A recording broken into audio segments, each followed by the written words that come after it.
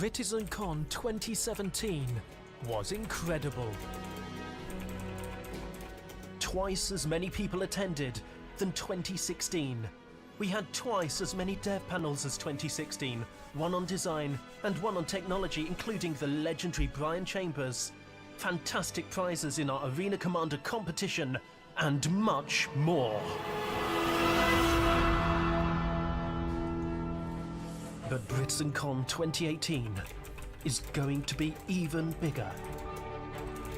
With more competitions, more competitors, and more prizes. More exhibitors showing off everything from fan-made costumes to the latest peripherals and hardware. A better livestream and a bigger Bar Citizen. With dev panels galore and arcade machines to play. Immerse yourself in Star Citizen for a day. Come to BritizenCon 2018 on Saturday the 21st of April 2018 at the Radisson Blu, Manchester Airport. Follow the links to the BritizenCon website below and reserve your place with tiered and standard tickets available now. Don't miss this incredible opportunity to meet your fellow citizens and the devs making our dreams come true. BritizenCon 2018.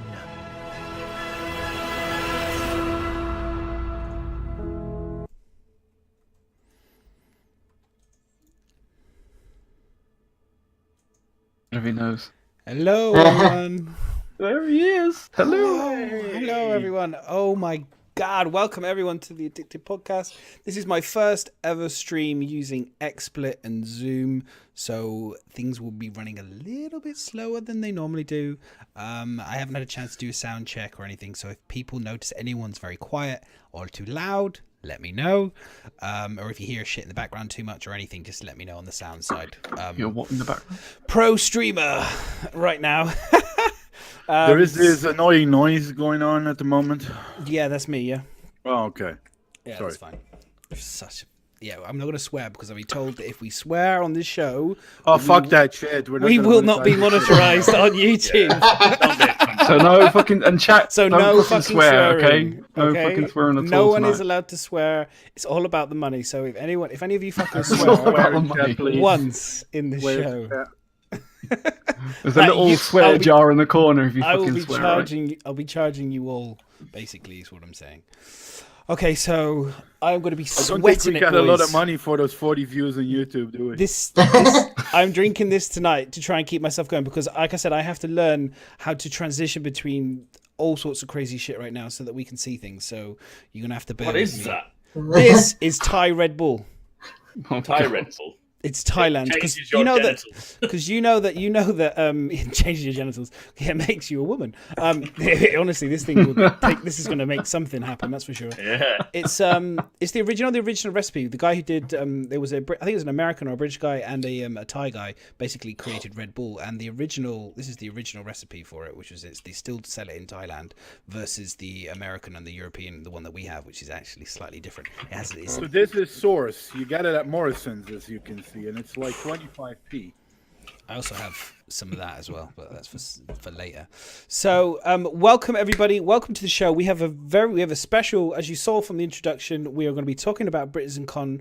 We have Chris, whose name has somehow vanished from my wonderful thing. As long as he hasn't.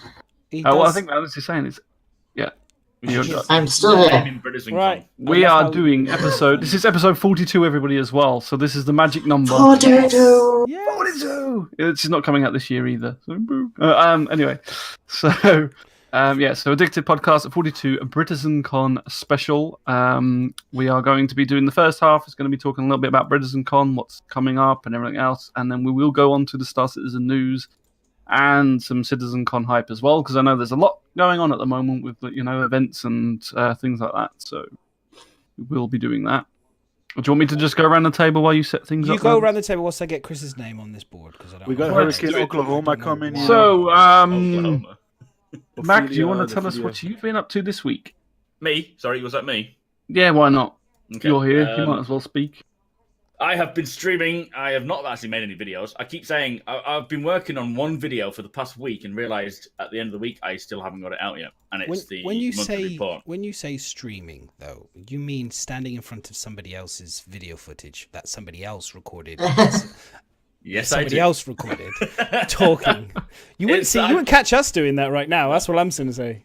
I just say you're a bit of a trendsetter. I see a lot more of these streamers that turn into lazy in front of video speakers that talk shit. I'm sick of playing stuff. You are the master in talking shit, though. You know nobody can copy that. But... I need a badge. In all fairness, shit talker. Shit talker. The bullshit badge. You need the bullshit badge. That's what you mean. No, it's true. But yeah, I'm sick of playing 2.6. I can't do it. I don't fancy playing any of the game because my hype is too involved in Star Citizen. So I just want to talk to people and play some footage. Plus, everyone jumps in because isn't it better to go into town, Ryan, and talk to people, or is that different? They're all crack addicts in town. I don't want to talk to them. Oh, is that? I thought you went for a beer with Mighty, yeah? Oh, I did, but that was in a different town. That was in my hometown. No, I left town to go for a beer with Mighty Rath. But yeah, I've been streaming, I guess. All right, madness. Fucking hell, that's. It's called talk show. He's totally triggered right now. He's totally triggered. You just wait till after. But it's been a lot Can I ask, Ryan? Do you do that under talk shows, or do you do that under Star Citizen? Under Star Citizen. Damn right. Okay, I think we need to report you to Twitch for that one. Him and the rest. You can't really say that when we're already hosting on Star Citizen doing a talk show. Doing a talk show. Let's not go there on that one. So so we are throwing stones. Under talk show, is it? Nice one, Sol. It's not my channel, is it?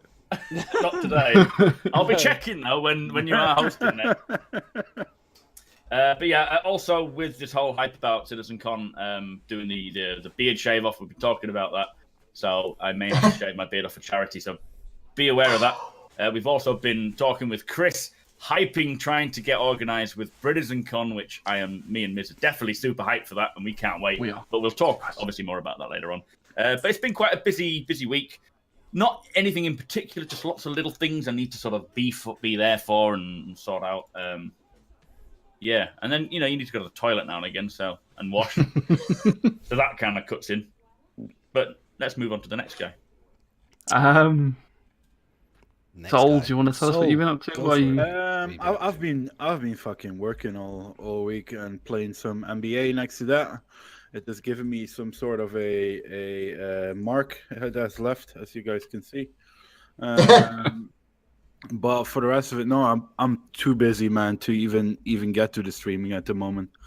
When it's all settled down a bit, it will be better. But for now, it's hard work. It is. Life's hard work, yeah. Yeah, life. Sometimes it does that to you.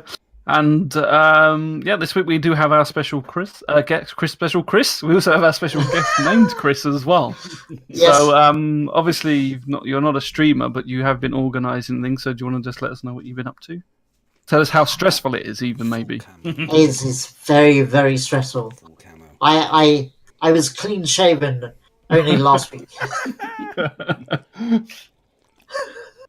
And so when did you start organising for BritizenCon?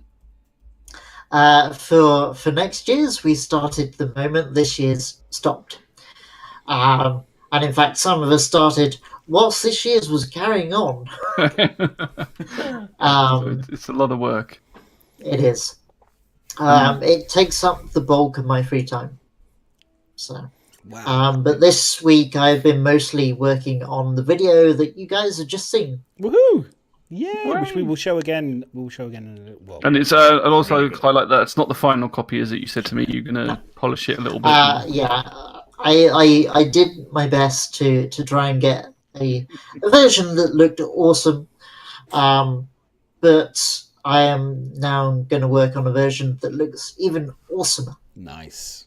Awesomer. And we will be showing that on our streams and everything else. So that'd be cool. Matt, can I just say that I would donate £50 for you to basically wax the beard off? I'm not waxing the beard. That has come up before, and it's not going to happen. That is a good idea. Maybe we just make him wax his legs instead. Just wax the tash. Just wax the I top. will just the lips. have Just red wax the section. lips only. I'll have a bald red section where my beard Yeah. should be, and I'd look like a crazy person that eats, I'll just say strawberries, because I don't want to go anywhere else with that whole joke. Yeah. I knew somebody at university who had very impressive sideburns, and he waxed those for charity on stage in front of a whole bunch of drunk people. Oh my It god. was hilarious and probably very painful. Do it, Mac. Do it. Do it, Matt. Let's Go not on. talk about it anymore. Let's not go into that. For Well, money. we need to just For the kids. ask again at the end of the podcast because he gets drunk, Yes. so it'll be fine. Yeah. For the kids. He'll for the agree kids. to it then. Yeah, by the end of the Listen, podcast, yeah. For the, Yeah, for well, the no, people in well, chat, you can now donate because we need a lot of wheat for this. A lot of wheat. We're gonna have to buy a fucking shed load of. Sorry, you can't put it on YouTube anymore. I think we need to get some tar, that they put on the streets and just wax that and just pull it off that way. Oh, yeah. Road tire. No, just tweezers. That's all you This need. has gone. This has gone way Just too far now. tweeze. Let's get This is back not to the show. Mac's torture chamber. Just Instead, tweeze. it's got. Just- Let's not come up with the amount of ways you could possibly shave, or let's talk about BritizenCon. please. Yes. Be done with it. So Madness, are you ready? Yeah, You well, wanna I've talk set about up, your I've week? got the thing ready. Let Tell me everybody just- your week then. let Of how me- frustrating it's been. Here we go. My week has been craziness. I mean, as you know, people that have been watching my stream, I got back from Vietnam the middle of the week. I arrived when I landed. I arrived to obviously being very tired after 30. I think it was like a 19 hours in total or 20 hours in total trip to get home from Vietnam because I had to go via Hanoi and all the rest of it and waitovers. Anyway, I got home. I was tired, jet lagged. It was like early in the morning. I went to bed. I got woken up within an hour of going to bed by my neighbor, whom I use a new neighbor who's decided to completely renovate their house. So I had power drilling. I'm not joking. All day. Saul's only heard a smidgen today when I was setting up for today. That dude, listen, if that dude lived next to me, I would have knocked him out with a bottle of vodka. I'll tell Nightmare you that. Nathan from hell. Get a plane. You can earn some money from it on TV. The thing is, you But, got to turn it Matt- on its head. You got to turn it on its head because he's a Polish builder, and I need some work done. So I went over there and had a quick chat with him. I was like, Oh, "Dude, that I'm looks knackered. nice. I'm knackered. I'm shattered. You're waking me up." However, this is a golden opportunity because you owe me now because you've woken my ass up. So you owe me. I could do with the knocking in the wall in my bathroom, knocking it down. So you and I will talk. With all due respect, we had a Polish builder once. I can tell you the taps were coming off the fucking wall after 2 months. But did you bring my ping pong balls? Oh, did I bring the ping pong balls? King The Kong used balls. ones. No, he was gonna. No, You know, I they wasn't had in this Thailand, show. so I wasn't in Thailand. I was in Vietnam. It's a Yeah, different place. that's a Thailand thing. It's a totally different. my It's a God, totally I different thought you were sport gonna- in Vietnam. I thought you were gonna bring me these ping pong balls that they should, No, it's a totally different sport. So, but Vietnam, they just have like fermented eggs or I've been just keep it on topic. But I got back. I've been streaming. A couple of days. It's been really good. Lots of people because obviously there's hardly anyone streaming now, so I can just steal all of those viewers, which is amazing. Really loving that. Loving the fact that hardly anyone streams at the moment. It makes me In actually Madness, look what popular. you want to do is just play videos in the background. Yeah, I think I realised that. I was thinking that I think that's what I need to do. I was tempted. I should just put a video up and then just stand in front of it and not actually show that I can fly and play the game properly. Put Forrest Gump in the background. Just talk over the So Forrest Gump running. I'm gonna stream one of Madness's streams and then Yeah. just put me over the top of it. So it looks like I'm dogfighting. That's even better. It's like I'm Great idea. killing everybody with this. That is a great. I should actually, literally just take somebody else's work and effort and put it in the background, and then make it look on like a I did it. serious note, though, there's a lot of people doing this at the moment. That- right? Everyone's doing it. I think Asaurus was doing it earlier. I want to say, I swear at one point there was Mac Board was doing Board's own videos. I think he was like, hang on a minute, somebody's doing using Board. all my videos. Hang on a minute. Listen, It's all Ryan, redacted. I'm waiting for was detox it the next. forum post on the redacted forum It must be. that you guys said? Like, Yeah, the we've all talked videos. about it. Little team meeting.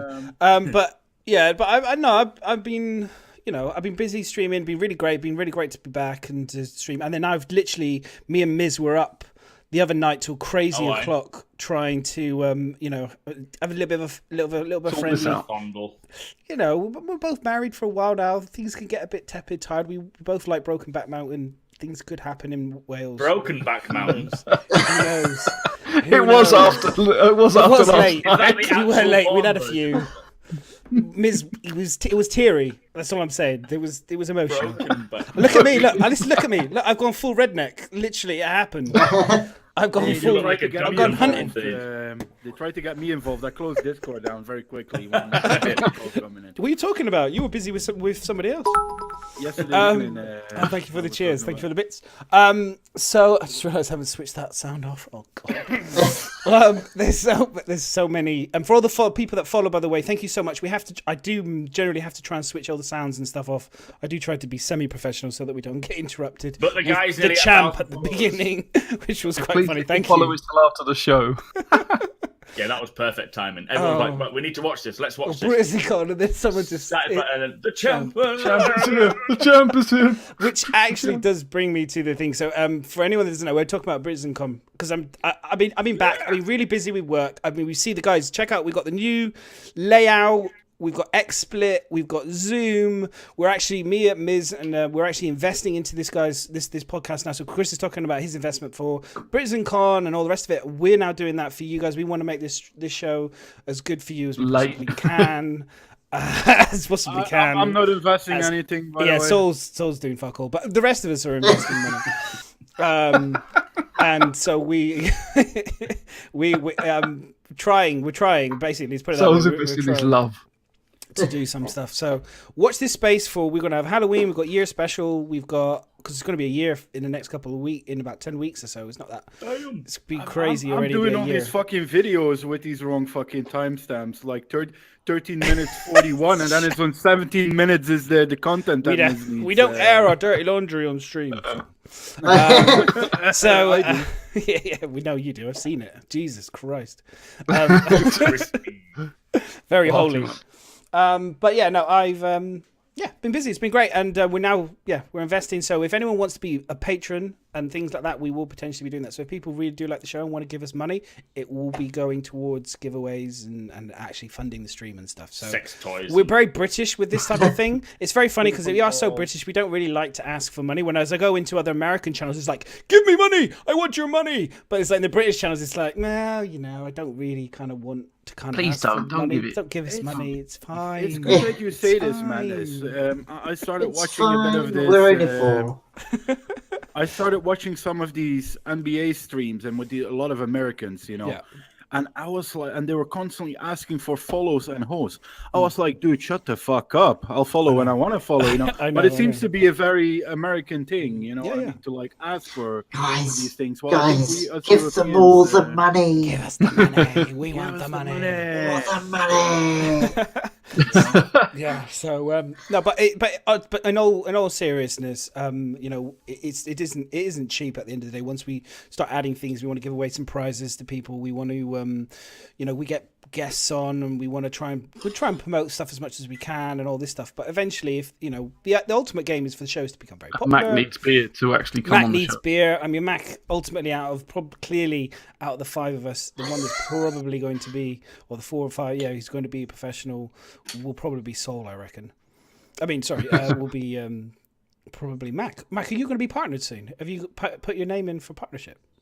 I did, and I applied just before Detox did. No, just after Detox after. did, sorry. So you're next. And Detox is just... Congrats to Detox. Yeah, Has congratulations just to been, Detox. partnered. If he's even. Well done. Great Yes. dude. It's funny, his glasses broke as well. He's Oh, like, he did got they? partnered and his glasses broke. Wow.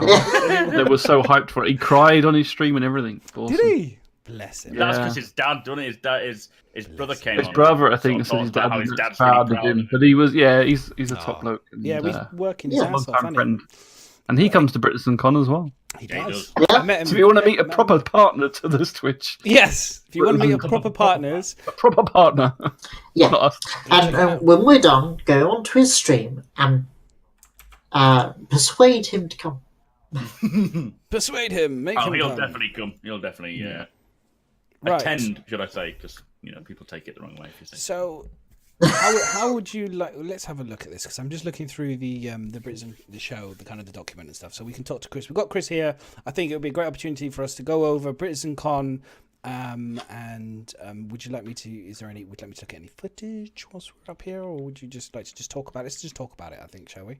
Well, I think the best thing to do is we put on the little questions is like to recap. Yeah. You know, what is BritizenCon? What how many years has it been going? That sort of thing. So. Do you want us to ask the questions or just go for it? Yeah. How would you like to? We'll start with we'll ask questions then. So Chris, so so let's have a recap then. So what is BritizenCon, and what do you do? Okay. So BritizenCon is a UK fan-run convention for Star Citizen.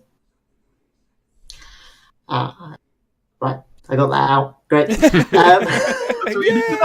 Good start. And how long have you been doing it for now? So we did one in 2016 in July last year, which was our first. Yeah, fun. So the second one was April this year. Great, cool. Which we all went to, I believe. We all went to, didn't we? Yeah, everybody here went to. it. Oh, I went to the first one, and I think everybody here went to the second one as well. Yeah, I was there. Anyone in chat, if you were there, feel free to say in chat you were there as well. Say, yeah, I was there, or say, I wasn't there. It's fine. Carry on. Or say what you like. You're not. We don't determine what you say. Say it. Say what you're told to say. Say what I told you to say. Yeah. Give us your money. Give us your money. So, BritizenCon started out as an idea for. There was a lot of hype for a sort of whole UK meetup. Yeah. And so we were getting to the point where we were going to arrange this massive national meetup for all UK citizens, and then they announced that CitizenCon 2015, I think, was going to be in the UK. Yes, that was the UK one. I missed that one. Yeah. And I missed that one. So, and we had originally planned that big meetup for the May that year, and the May came and gone, and nothing happened because nobody got themselves organised. And also because we knew at that point that CitizenCon was going to happen, so everybody went to that. And having got to CitizenCon, everybody went, we really need to do this every year. Because they do something in the States every year, they do something in Germany every year. Yeah. We're one of the largest proportions of backers, so we should have one ourselves. And if CIG are not going to do theirs, then why don't we organise our own? And then it was just a case of, well, somebody needed to organise it. And I got fed up with everybody going, well, this is a good idea, but I don't want to organise it. And then I just went, okay, I'll do it. So that's how it happened. Nice. Awesome. So you kind of got roped into it because no one else was doing it. No one else would do it, and you were like, yeah. That sounds a bit like me and the Addicted Podcast, shame. really. Yeah. That sounds like most things. It's good. Yeah, and I knew that with a good team, I had a reasonable chance of putting something together. So who is the that team? was the plan. Who is the team then you've got then? How many people actually work on every event and between? Well, the team is kind of variable. In that we've had, apart from me, a different team every year. Okay. So you're the consistent thing. Yeah. It's my event. If you like. Sod them, Fuck them all. Fuck them, they're not part of this. It's all mine. I did it all. No, I know what you mean. Cheap labor is hard to find nowadays, man. I, for one, am truly grateful that you have set this event up because, like many, we were all wanting a UK event because we can't afford to go everywhere else. So, no, honestly, I'm truly grateful for it. I would imagine there's like most places all over the world. Like, I mean, I always look at the Bar Citizens, for example, and I kind of go, well, I've looked at the French one, I've looked at the German ones, and they're always like massive and loads of people. And then I go to the Bar Citizens that we do, and they're generally much more lower key, much smaller numbers. We can't seem to organize. I think we couldn't organize generally a piss up in a brewery. But then when you did the BritizenCon, it's suddenly like bang, it's like just the same. It's like the same. We managed to get more people. It's like 400 or 300 people, I think it was, whatever it was last year, and it feels more like a similar sort of event. Not quite. Well, let's just round it up. That's fine. My math teacher always told me round numbers up. So if it was 252, it's 300 people. So we had 1,000 the first year and 2,000. Yes, that's right. It's all no one cares. It's fine. We'll print out cardboard cutouts and we'll line them up. Yeah. We have these events though, like BritizenCon, where you get to meet like-minded people, and it's what you say, Madness. You see in those Bar Citizens a very low number, but when an event like this is on, it's like everyone's there, man. It's good. I love that. Yeah. And you don't have to go pretty far. You go Manchester, you buy your tickets, you have a lot of fun, you meet a lot of new people. I wouldn't have met this madman here in the middle above me here, or Miz or Mac, if I wouldn't have gone there. So I would definitely, for the people that are here and that are doubting going on a serious note, definitely make sure you get those tickets in, because you will meet a lot of like-minded people. And I'm not a very outgoing person. Even for the not outgoing person, it's a great event. You meet a lot of like-minded people and you'll have a lot of fun. And devs. I met Brian. I met not with CIG anymore. Sean Noonan last year. And, just overall, very down to earth people and great to meet. Yeah. Go for it. Yeah. So in terms of numbers, we had 70. We sold 70 tickets the first year, and we had 20 or 30 devs turn up. And then for this year's event, we had a total of 165. I can't quite remember what the proportions were, but there were a lot of people there. We're aiming for 250, 300 this year, maybe more. Or if you all go and buy tickets. Yes, go buy tickets. Yeah. And on that note, shall we tell them about the promo? Yes. Would you like to? I need to get the information so I can set it up as well. But we'll do the while promo. he's setting it up a minute, let's just talk about where it is, because that helps for people buying. Oh, that was good. Yes. Where it is, the date, the time, and everything else. So that's all.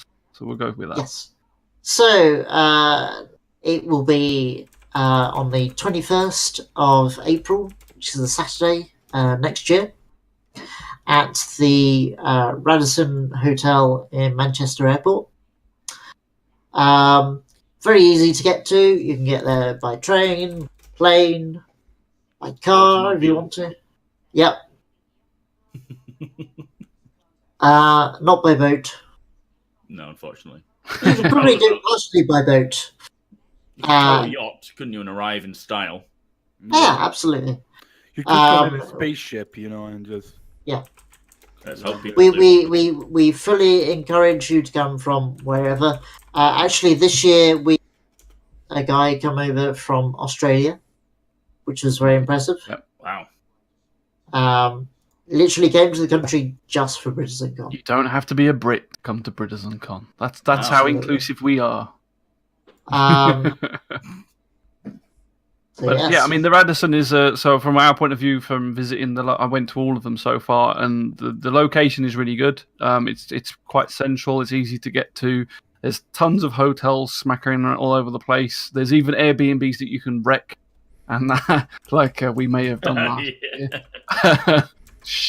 We won't be going back there, put it that way. But there's plenty of others that might let you stay. So it's getting there is easy enough. There's loads of transport to it, and if you want to go and you don't, there's plenty of other people that you can get a lift from as well.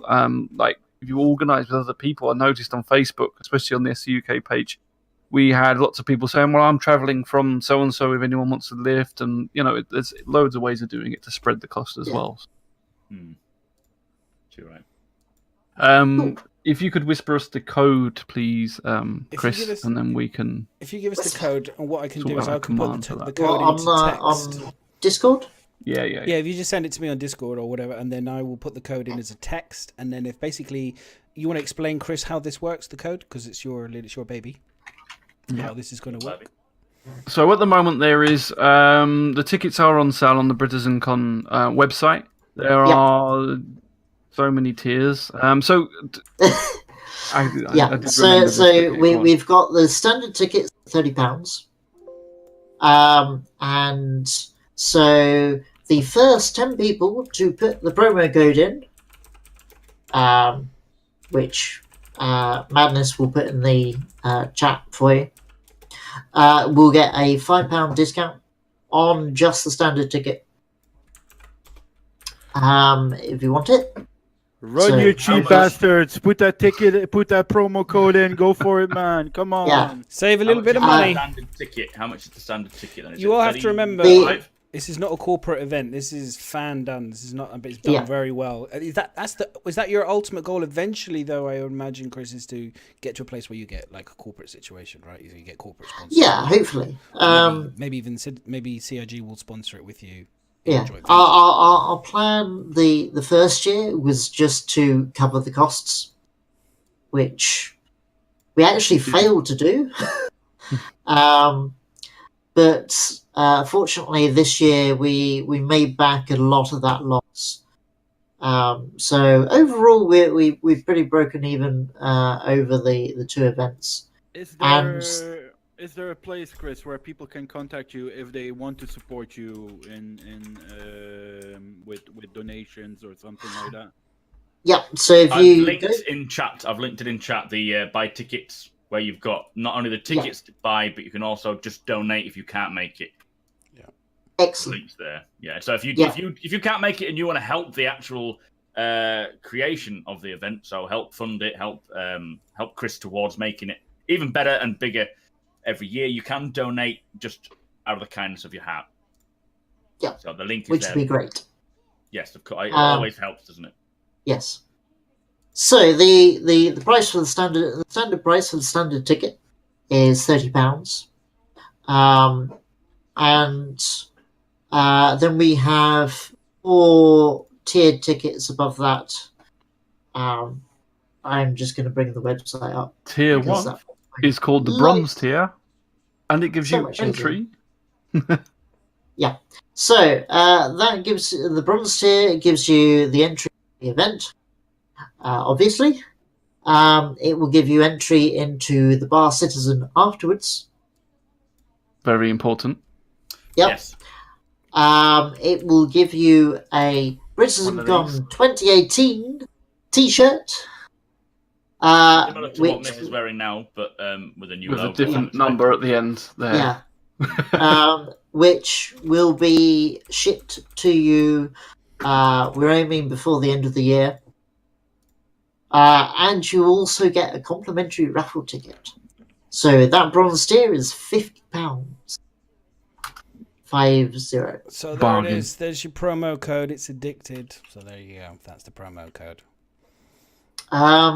Then we have the silver tier, which is the same as the bronze tier, except you get a hoodie as well. Woohoo! Keeps you warm in Manchester. Who doesn't like a hoodie? Yeah. And that hoodie will also be shipped to you, hopefully before the end of the year, but so question for you, Chris, then. So regarding so on this year's show, who's on the panels? Who's the panels? What are we going to? How many panels? What's the how's the day potentially going to be shaping up? You just what? Have I gone ahead of something? Have I jumped something? A little bit. What did I jump? What did I? We got 2 more tiers. Oh, we got 2 more tiers. Sorry. Carry on. Got a few tiers. Sorry, I thought we were finished. Is there more tiers?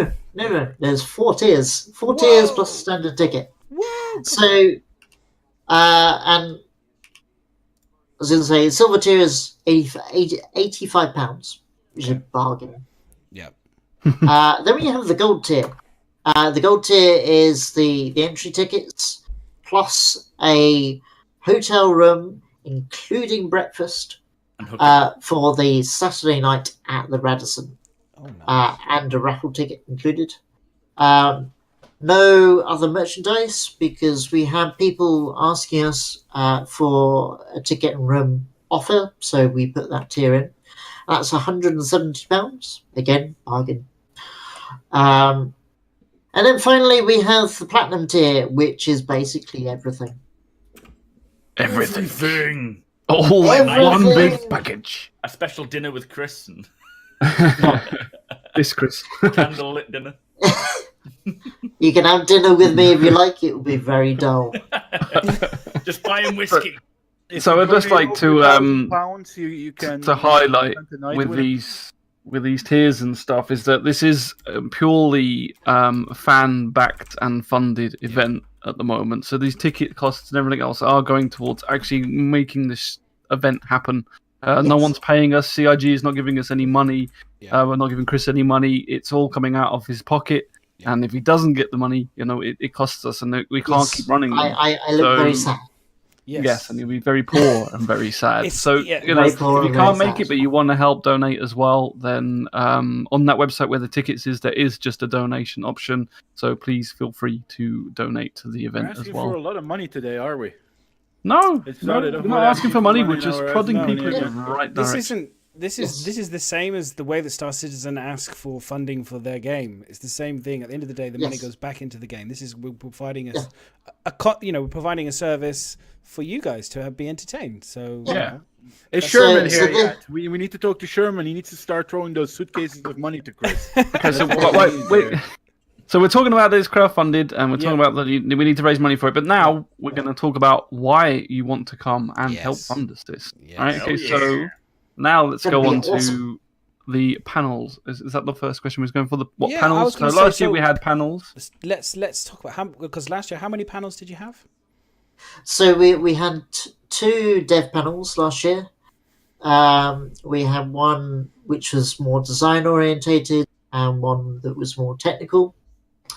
We had a community panel and we had a panel interview with Alex Martin. HCS voice. Yes. message. Yes. So yes, that was a combination. Hang on, she's the is it Anvil? She does the voice for the Anvil Yes. ships. Voice of Anvil Yes, for Aerospace. When you get in your little anvil ship, that's who was there. Bless. It was a great Yeah. panel, and you can tell she was like, "Where am I? What am I doing right now?" No, It's she nice for her to come down. she really enjoyed it actually. So, Yeah. yeah. Sorry, carry on. So Disrupting the his plan, flow. You wouldn't catch me doing that sort of thing. Oh, Yeah. no. Go on, Chris. the plan for next year is to have at least 2 dev panels. But again, it's dependent on how many devs we can cajole into Yeah. doing panels. Join us. Yes, Although we've had dev we panels will. both times before, so we'll definitely have some dev panel. I won't we? think, Yes, judging on the fact that the success of last year, I would think they would be crazy not to want to come and do it because I mean it's great for the fans and you had plus 1,000 people on the live stream. I think that Miz was running with you guys like watching at the same time. So I mean, it's only in their interest. At the end of the day, they're not having to front really any cost. You guys are already fronting all the costs. They just have to turn up and then get a beer at the end of it. I mean, come on, it's not that hard, really. and A bit more. they really enjoy it, to be honest. Yeah. Everybody has been really excited. Mm. Good stuff. Well, I Yes. for one can say it's definitely worth the ticket price at the very least. Yeah, same. Yes. I've been great to every single one since it begun, and I will dread the day if I can never make it because I love going to those. And you know, Chris, you put on such a great show with everything. You and your team, obviously, the way you go about doing it, it's him, very just him. professional. Just Yes, Chris. just me. You know, nobody else helps. Just great. And I just love getting down there, meeting everyone, meeting the developers, meeting Chris. Yeah. It's a once a year annual meetup that me and Chris have together. It's personal between us. Yes, with But several no, spectators. yeah, it's kind of weird, but we don't mind. We're trying to have a private meeting here. What are you all doing? In Why are you Hawaii here? as well? But it's definitely worth the ticket price. And I expect the tickets prices that different tiers are worth it as well. So if you can afford to go to the higher tier, do it. It helps out BritizenCon get the event done. So yeah, please, if you can make it, get there. I'll be there. We'll all be there. We want to see you. It will be awesome. It will. And I'm very, very happy to announce that Brian Chambers has already confirmed that he will be there. Here to hear first, guys. Brian Chambers is coming. It's a good question. And we'll probably rope him onto a panel as well, right? Yes, absolutely. Sorry, Absolutely. We'll twist his arm. I'm used to it. It's a good question from Killblock. Is there a way to order any merchandise separately from the tickets, or is this? There will be later. When we once we've started sending out the merchandise that people have bought with the tiered tickets, we will be opening a Teespring store where people can buy extra stuff. Nice. We like stuff. We love stuff. We just need a BritizenCon patch now. Yes, and for people who want stuff, there will be more stuff on sale at the event itself. A lot of stuff.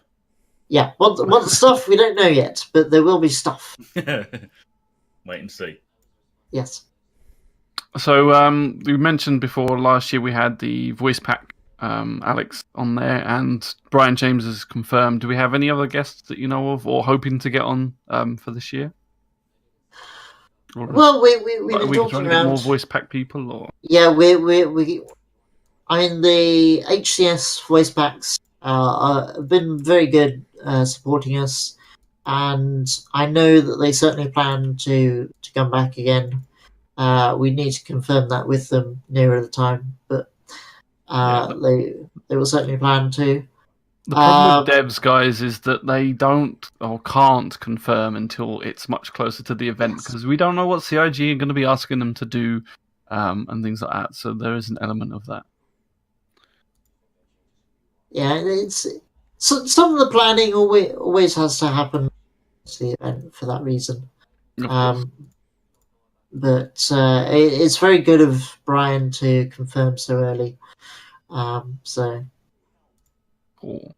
So the other thing that we had at the event, so it wasn't just devs and panels, there was also exhibits, and I think we had like that, what's it called, the locker Game Cab and Game Cab, yes. all sorts of different things there. So the last couple of years we've had Game Cab, and they've brought their they've been developing a specific Star Citizen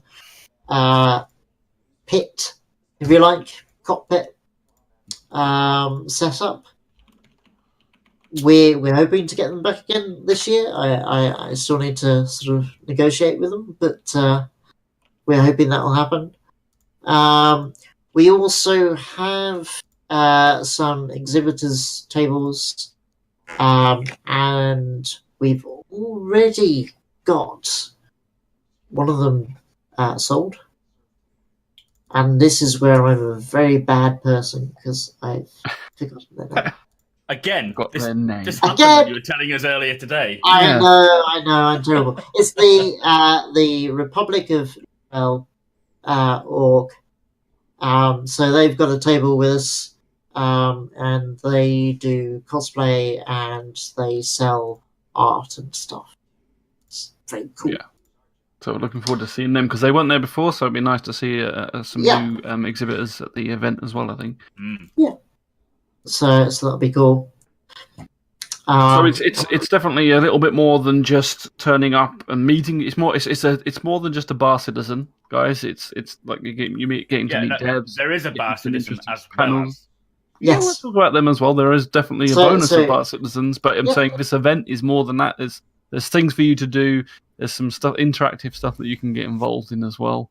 And that leads on to last year we had the dogfighting competition. Someone may have won it around here. I have no idea. There was somebody. Could be on stream any second now. I have no idea.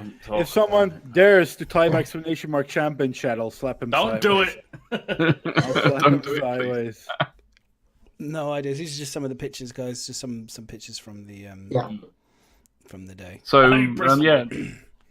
So there's Board Gamer. Board Gamer's there. So if you want to see Board Gamer, he usually makes an appearance. All those board gamer fans out there. Yes. Look at that trophy. You probably look at that Trophy was trophy. awesome. That was by Rice Made, and we did have him on one of the shows. Yeah. We did. I got to hold it, which was really nice. Thanks, Chris. I didn't get to take it home. I got to hold it. It was so funny because it was like I remember when I was there, and then the girl, I forget the name of the lady. I do apologize. She handed it to me, and then she was like, I don't know. I was like holding it, and then you guys were so busy, you didn't know what's going on. I was like, well, okay, I don't know quite. I'm thinking I'm going to go to the pub after this, and this huge trophy, and I was going, I want this trophy to take it home for sure, but I don't know quite what to do with it. So then I was like, I came up to one of you two, and I was like, do you have like the box for it? And you're like, oh no, you can't take it home with you. You're not allowed to keep it. I was like, what do you mean? Trophy. It's a trophy. I was like, you can't take it. You can't keep it. I was like, oh, cool. So I actually have a question for you. So is my name now going to be laser etched onto like the bottom of it to say the very first Little winner? Madness. Put Little Madness on the bottom of it. I think maybe we should. Maybe we should eventually try and get some sort of plaque or something we could put the winners for each year on. Would be quite nice. I mean, the dogfight competition this year was very much designed as a sort of first attempt trial to see whether it would work at all. Clearly it did. Clearly there was room for improvement as well. So I think it went pretty smoothly though. Yeah, it did. There's a few people had hiccups with their controls, but overall I think it went pretty well. Yeah. So we're going to expand that again next year. So we'll do another dogfight competition, along broadly the same lines of a 1v1 knockout. Okay, so you're going for 1v1, yeah? That's cool. Are you going to get... Because, hey, all right, okay, because I was there, so I know a lot of people. There's a few salty tears from a few individuals who didn't have dual joysticks, because it was like, oh my god, I can't possibly know how to fly the spaceship without dual joysticks. Will you be... here's my first thing is one, if somebody rocks up with their own gear, will you be able to incorporate that into the setup? And secondly, will you have dual joysticks as an option, potentially, for someone? My answer for that is we will see. Soon. People plugging in their own gear it may well be difficult, and also it's because the time it takes depends on how many people are signed up and the kind of running of the event. If you get everybody plugging gear in and out and setting up their profiles, it obviously extends the competition a lot longer. So the whole idea last year, at least, was to have everybody in the same situation. Obviously, that doesn't help if you play with a joystick or a mouse and keyboard, whatever. There's a joystick provider. Was it HOTAS or just joystick last? I think it was a HOTAS. It was a HOTAS. It was single HOTAS. And that was, and then obviously mouse and keyboard. So for me, I mean, I'll always remember Chris. This is the funny thing was because a lot of people know over my stream, I flew just Gladius. Like everyone knows, like I was literally just wrecking people in Gladius all day long. That was my thing. I spent months training on it, and then I rocked up on the day, and it was like there's only one joystick. It's predominantly mouse and keyboard.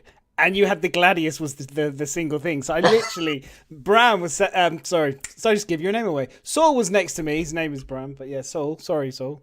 He was next to me, and he literally just was like, "Madness, you're gonna win. You're gonna win." I was like, "What are you talking about?" He's like, "You're gonna win, Madness. You've got this bad boy." And I was like, "No," but I was exhausted. I was exhausted because I'd just driven up that day. So I was so tired. So Saul kept taking pictures of me fast asleep in between the rounds because I was so tired. Next time I'm coming up early so that I can get really drunk with everybody before. I mean, I suppose there's potential if there is a sort of dual joystick setup that we could have all three on option if it was made in advance. Maybe there's something we can look into. Or the tournament organizer, definitely. If just to sort of bring the variation if need be. But certainly, we're starting the planning stages of the competitions now. So, I mean, presumably to make it fair, everybody has to have the same ship and the same layout because it's you can't change that. So again, we're going to go with the Gladius for that competition. Someone says Guitar Hero controllers. That'd be Oh, but they've ruined the cockpit though. It's all gone wrong. It's just all gone wrong. Prisoner said dance pad. I'm gonna be blind. that might not be good for them doing it, but it'd be so cool for us to watch. And here's Madness dancing on the mat, trying to kill other people. You watch it. I get some serious moves going. It will be fine. We'll just get rocking. Yeah, we'll have to set that up. Yeah, we'll go for that. This is going to be a thing now. Has to be. It has to be a thing. Along with Matt getting his beard trimmed and waxed and waxed. What a show! You got to buy tickets now for all these events. This could be hilarious. Madness on a dance mat and fucking and Matt getting his wax on. Complaining about the fucking Gladius. Fucking hate that Gladius weapon. Gladius, man. What the fuck? I'm blind. The only reason you're winning is because I'm blinded by the glare of the gun I didn't see last time. Come on. Oh, we'll talk about that in AGV later, but that was an actual intentional thing to have give you gun glare because that's fun. Yes. Apparently. Yes. So on the same principle of the tournaments, we obviously last year when we had that tournament. Was Star Marine new or not out? I can't even remember now. It all blurs into one. But it had just been out. I think it was really soon, wasn't it? It just been out. Just out. Yeah. It was fresh. So, is there an opportunity? We did talk about doing a Star Marine competition last year, but again, it was a case of we want to trial the format, make sure that it works before doing anything too adventurous. But we are going to aim for a Star Marine competition this year. Again, can Mac and I play live as we stream it? So the details are to be determined. But we'll have sign-ups for all the competitions before the day, so that'll be straightforward. And we may even have a racing competition as well. Good point. That would be awesome. So that's everything. So we know that there's obviously the space racing ones, but that's good. IPOC's going to be loving that. Landing racing, right? Sorry. So at the moment we've got obviously the racing that we've had for years, but you're talking more planet-based landing, racing. Sorry, with the Noxes. We could do. It's a possibility. I think we should because you've got land. You've got FPS and then you've got space. But we've got to see what 3.0 brings, what it's going to be like. We might have 3.1 by the time you guys get around. We've got till April next year, so we'll have 3.0 and a half, even at least. You never know, guys. 3.1 could be we may even have Cargo Olympics. Whoa! Do you know what? You guys are very fucking optimistic, are you? I like that. Could work. That would be funny. We have running. You could have like the It would be hilarious. Like one person. Obviously, cargo's going to be a thing in 3.0. So you can can get the most into a ship and could you relay? You could do a relay. Look at Mac's excitement. He goes, "Fuck the stream! I'm going to the Cargo Olympics." Cargo Olympics is a new thing. You could do you could do relay racing as well, where you have to load. You get two teams, and you have to load up as many boxes into the back of like a vehicle or Starfarer or whatever, or Cutlass, and then you got to take off, get to the other side, then take it all off, like those silly shows you see with those fitness shows where they all have to do it. Yeah, that would be great fun. That would be hilarious. So there's lots of things that we can do. So we'll see what happens. But certainly we're planning another dogfight competition. We're planning a Star Marine competition and racing. What happens after that? One of the things you'll notice on this podcast, Chris, is that we speculate to shit. And so we do try and make CIG's job really hard by coming up with really cool ideas that we want them to implement in the game.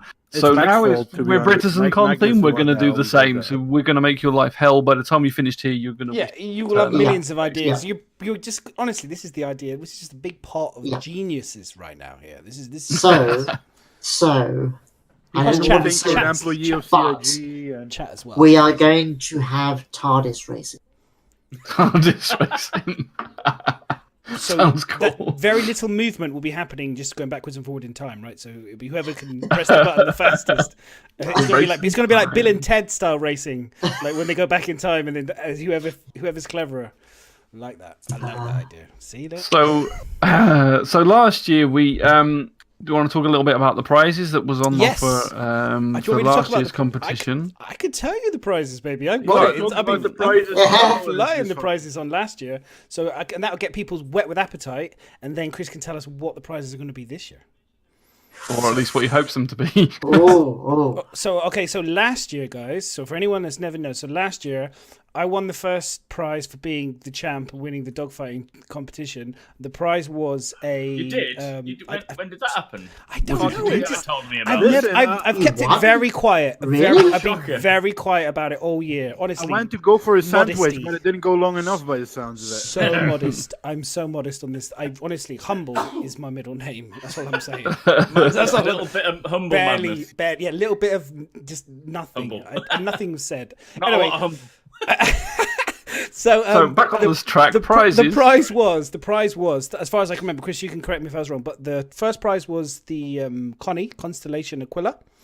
The second prize was the Sabre. Oh, nice.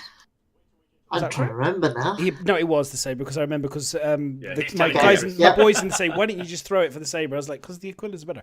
And then and then the third prize was a freelancer Duer or Max or something like that. I know it was a freelancer. It was definitely a freelancer. It was a standard freelancer. Yeah, something like that. Which is, if you think about it, those three prizes, plus I think that we all got access to a voice HC pack. A voice pack, yes. A voice pack, which I never received, by the way, Chris. Just let you know, it's fine. Don't worry. It's fine. But yeah, we got. I didn't read it. Don't worry, it was fine. But the. But we had. That's a serious load of prizes. When I turned up and somebody said, "There's 3 ships there," So there was totaling the one that you won as well. The one that you won. Yeah. You probably haven't got a picture of it in the hangar, but hang on. So he also says in his RSI hangar. Yeah, I'll bust it open. Champion, dogfighter champion. I don't think it doesn't say Dogfighting Champion. It just says BritizenCon winner, I think, or something. I'll show you. I'll bring it up on. He's got a personalised item for BritizenCon in his actual Star Citizen hangar, which is pretty cool. Yeah, definitely. Yeah. Was Nuberfire meant to send you these voice packs? Chris. No. Yeah. I don't know. Is HCS going to make another appearance this coming year? I hope so. That'll do. We discussed that 10 minutes ago, Ryan. Yeah. Did we? It's okay. Was I eating or drinking? Or drunk? Or... You're probably drinking. Okay. Well, everything tunes out when I... But yes, they are very keen supporters of us, so I'm sure they'll be back again this year. Very keen. Next year. So who I've got a question. I got a question, Chris. Sorry, one of the questions. While Madness is trying to show up his. I've got it. Here it is. You got it? Bring it up live. There it is, guys. So this is my hangar. So just so everyone knows, this isn't going crazy. So my hangar, there it is. My account, RSI, blah blah blah. This is Madness's account, and there it says Constellation Aquila BritizenCon 2017 prize, and it's grayed out as well. So it's different. You can't get that anywhere else. And you can't get that. That is exclusively for me. It's and that means there's no interior, which is pretty sweet. There's no interior. It's basically inside that ship right now is a Jackson Pollock. That's all I'm saying. If you had a black light, it would be just terrible. It would just wouldn't. It's the Constellation Aquila racing version. It's just amazing. No, it was quite a surprise because I met Chris at Bar Citizen not too long ago in London, and you weren't aware of the fact that this actually had happened for me. And I was like, you were like, really? And I was like, yeah, seriously. And I showed you a picture, and you were like, whoa, that's so cool. Yes, so that's pretty cool prize. Shut up about it. So again, do we have any clue of what prizes will be this year, or not yet? we're going to ask CIG for more ships. More shit. Whether we get ships is up to them. Bastards. So we've asked about the gear. Yeah. You'll be like Nox, a cyclone, maybe a dragonfly. A core reliant. If you want to give me suggestions as to what ships you would like to see for prizes, Polaris, Javelins, Polaris. yes. Bengal. Let's couple keep of it in- Bengals. I would Keep it- suggest Keep it around. suggest nothing more expensive than a Connie. Okay. So I'm thinking. What are we thinking? Game changer. Yeah, can we just have one of the game changers, Let's have please? one We don't know what it game is, but changer we'll in the have game. one. Take one of those, and we'll take a reclaimer. And you should have a prize for people who dress up. What's it called? Cosplay. Cosplay. Should have a prize for cosplay. Yeah. I'll come as Shaniqua. For in game. I'll come as Chris Roberts in the last ATV with no pants on, and I'll just stint there in the corner, just get really salty with people that say things opposite. That would be my Chris Roberts impression. Be good. Thanks. I don't know what to make of that. Some ideas for people in the chat: dress up as Derek Smart, and you walk out with two Derek blue Smart eyes. dress up. No, I Two get in broken trouble. eyes, broken arms. Someone Get in will. trouble It's like with it's that like one. arriving as Hitler, isn't it? Really? Let's be fair. Wow. Oh my god! Could you imagine? We should just get some T-shirts, custom T-shirts made. We actually, by the way, guys, it's actually been discussed to get about having Derek Smart on the podcast. How's that to come on the show briefly? No. We've No. shot it Don't down. even give the guys We've some shot it down instantaneously. deserves- It's dead. It will never happen. Unfortunately. No. I was that was one of Bio's ideas, by the way. No, it was one of my ideas. It's not Okay. Hitler will be welcome, DS, not so much. let's invite him onto the show. No, it's not gonna happen. Hitler will be welcome. Derek Smart will not.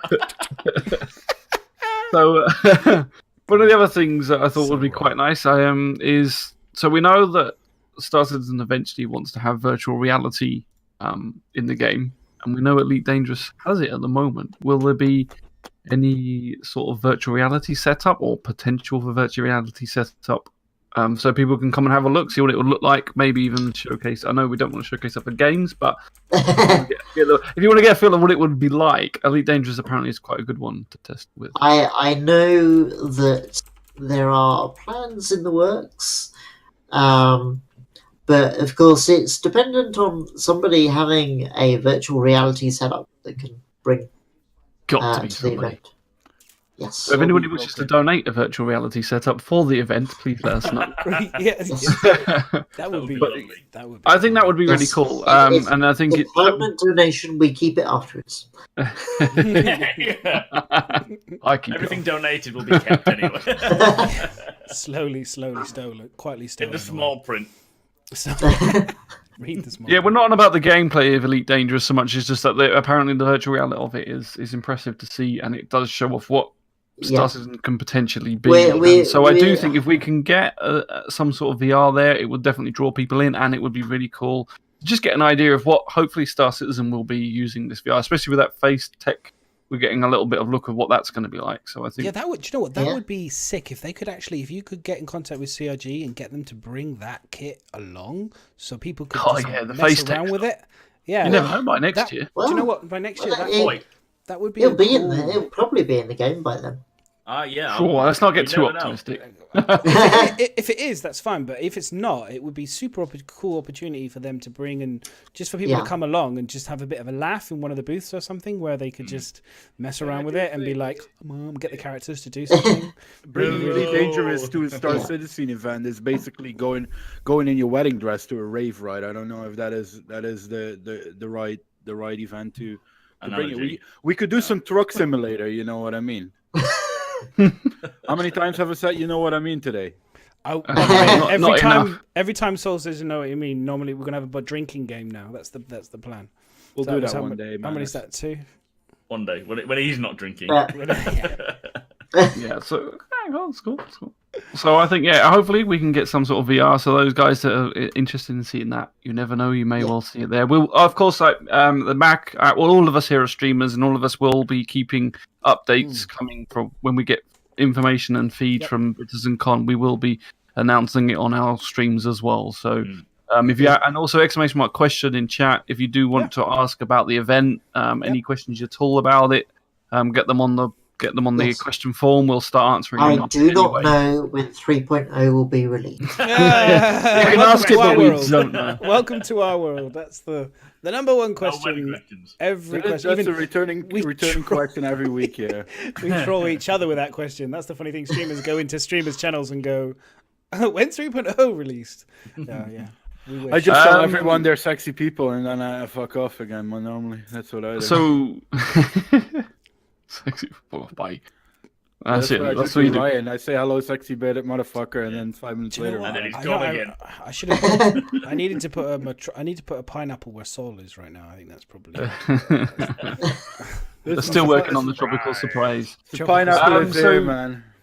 This leads on to the next question. Well, not a question so much. Someone has asked a little bit about it. Is the streaming side of things? So obviously, there's going to be people that can't make it to the event. Yeah. Last year, myself and kind of Mac streamed the event, which I thought it went pretty well. So we showed off the dev panels and everything else. Next year, we'll let you explain it, and then maybe we talk about it. Glorious plans for the stream. But at the very least, we're going to be streaming all the panels, and again they'll go up on our YouTube channel after the event as well. Once we've had some sleep. You don't get sleep. Yeah, there's no no sleep. So yes, we'll be streaming all the panels, and in between panels, we will. These guys will be streaming sort of the competitions and wandering around interviewing people, buying them drinks. Whoa! Yeah, you're buying us drinks, maybe. What are you signing hang on a minute. Unless you're giving us the budget. They're going to tap water, maybe. That's a definite. Bribe devs with drinks for interviews and that sort of thing. Council pop. So yeah. Actually, can I ask a question? Can I ask a question? Just because I remember, when I was there, poor Miz, was doing the streaming, the live streaming, sweating his looking like me right now, when I was trying to do this show for the first time. I mean, not only doing it it's the same thing, similar kind of thing in a sense, not for 1,000 people, but still very similar for about anyway. And we're doing something new under a pressure situation, it's crazy. And you had to do it with potentially, was it 3G at some points or something ridiculous like that? Yes, the internet the hotel was a pain in the ass for us, so we were on mobile phone internet at points. So those 1,000 people were watching the BritizenCon, enjoying it through 3G phone internet. It's amazing. Amazing what you did actually demonstrate how well Star System plays over a 3G connection.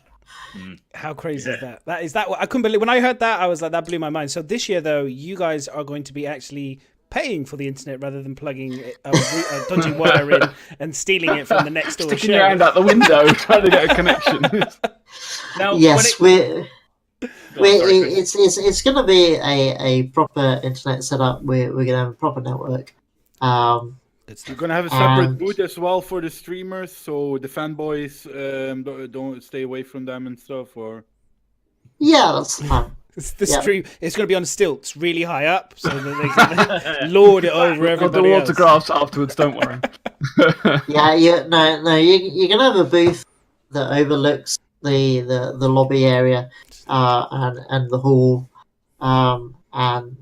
so everybody on the stream can see all the lovely people. Very nice. Yeah, cool. So when it comes to the live stream, we plan on the run-up to BritizenCon to have guests like myself, Miserable, hopefully some other streamers as well, hopefully Madness and Sol, hopefully you guys, streaming on the BritizenCon channel to build up the channel. So I expect everyone to be there. I don't want you to be. I expect you all to be there. When we're all streaming. And obviously on the day, we'll be trying to interview as many of the devs. We'll be showing on the panels that's going on. We'll basically be giving you an attendee's view of the event. But obviously, if you can get there personally, physically, that is better. You'll have much better time, but we'll try and do our best to sort of show it off as we can. Yeah. I mean, we'll also wax Super Max beard on BritizenCon, so definitely be there. I might not have it by then. So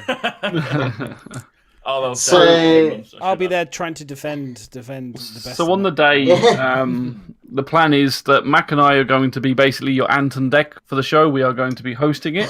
Mizzy G and Mackie B. Yeah, that one. So we're going to hopefully, if as long as everything goes right, we will get to the event early. We're going to stream the outside. We're going around and talk to some people. Pardon?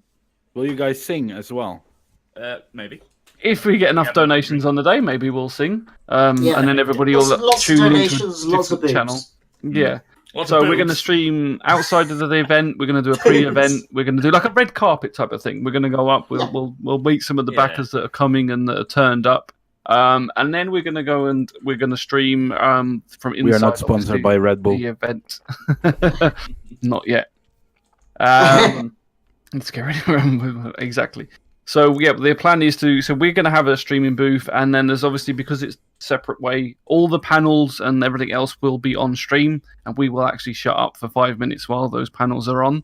Yes, and then go and have your breaks and get your drinks and things like that. Yeah, actually get out and get beer this year, which would be quite nice. Yeah. So yeah, we're going to do that, and then so we will stream those. We'll be grabbing any dev we can find, any streamers or just anybody we can find can come over to us in our booth, and we'll do a little interview. We'll chat to them and stick them on stream as well. Also, when we figure out what devs are coming, when we know for sure who's coming, we'll take questions that we can aim at the particular devs, because obviously not everyone can answer the same question. That's a good idea. When we get more confirmation as to who's coming, don't ask when questions. Do not ask when questions. So when me and Mac are streaming on the BritizenCon channel leading up to the event, come on the channel, give us some questions for the devs that you want asked, and we will make a note of them, and we will definitely ask the devs, because we'll have a few opportunities to do that. So write this all down, because it's October now. This shit is in April. Get your fucking books out. Write it down. I'm gonna say with regarding the questions, I will be vetting these pussies to make sure that we ask proper questions. None of this nonsense I've seen on other channels. What is your favourite colour, Brian? Excuse me, but me and Mac did an expert ambush interview on Brian Chambers last year. We were pissed out of our heads the year before, actually, but so it's fine. We do ambush. Also, remember, the questions that you ask now or that you have for CIG now will make no sense in April, because the answers will be out by then. So we'll take them most likely closer to the event. Yes. So if you have a question now, it'll most likely be answered by the time it comes around to BritizenCon. So just this is future proofing. This is our first step in the kind of roadmap towards BritizenCon. We'll be doing this probably again, and we'll be vetting you guys for more information closer to the event. And Chris will probably be coming back again. We'll be doing another talk about everything that's confirmed for sure. Hopefully a bit closer to it, so we have an absolute lockdown on everything. And I will have less hair and He'll have taken the money and run. A big suitcase of money. Where's Chris? Yes. Big palm trees behind him. Although rather than for my island in the Bahamas, it will be a little I know. It's all fake. It's all fake. It's all fake. It's not a real. Little spot in the south of France. Brilliant. So I think that's pretty much most of BritizenCon summed up. We'll have a quick chat about the bar citizens that are going to be going on. But there was something else I was going to say, but I forgot now. So let's just talk about the bar citizens instead. Yay! So last year we had a bar citizen on the Friday, which I think is the plan again this year. Someone else, well, me and Mac maybe, or somebody will be sorting that out. We did last year, and it was we had quite a few people turn up to that. We filled the whole pub up, which was pretty cool. Yeah. Then we're going to have the bar citizen at the end of the event. Chris, I don't know if we're going to keep the details quiet, but unless you want to give anything, probably not. It's not fully planned yet. So we'll see. Oh, hello. Green screen. Visitors. And then we all that is all the bar citizens actually. Good night. Yes. Good night. Good night. Oh. No bar tonight, but I brought my own bar, so it's fine. Some more wine. Some more wine. Some more wine.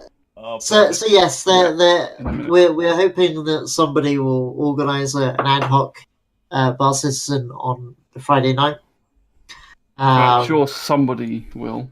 Because on the Friday night, the creator of Mrs. Drinking Problem.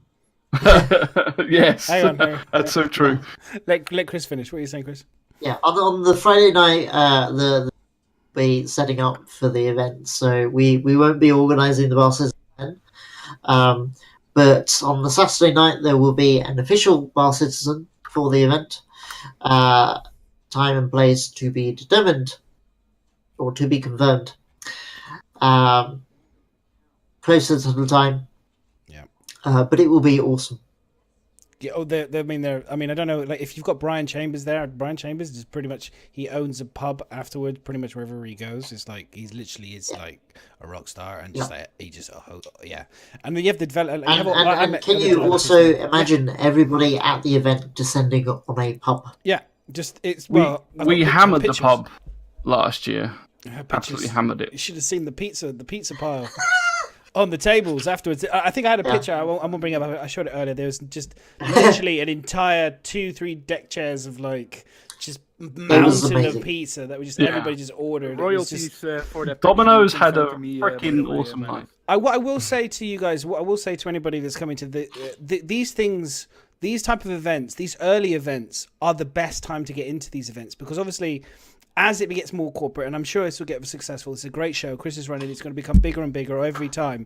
When you come to these beginning events, it just feels it's so cool because you're all really close and knit, and there's just something super. I mean, I'm not saying that won't happen when you get older, but as things kind of like change, as they get older, as these things change, you know what I mean? But like, can you imagine like going to the first ever Comic-Con at San Diego? It would be like 50-60 people there, and you know, it would have been really cool and fun, and you'd have met everybody and got to know everyone.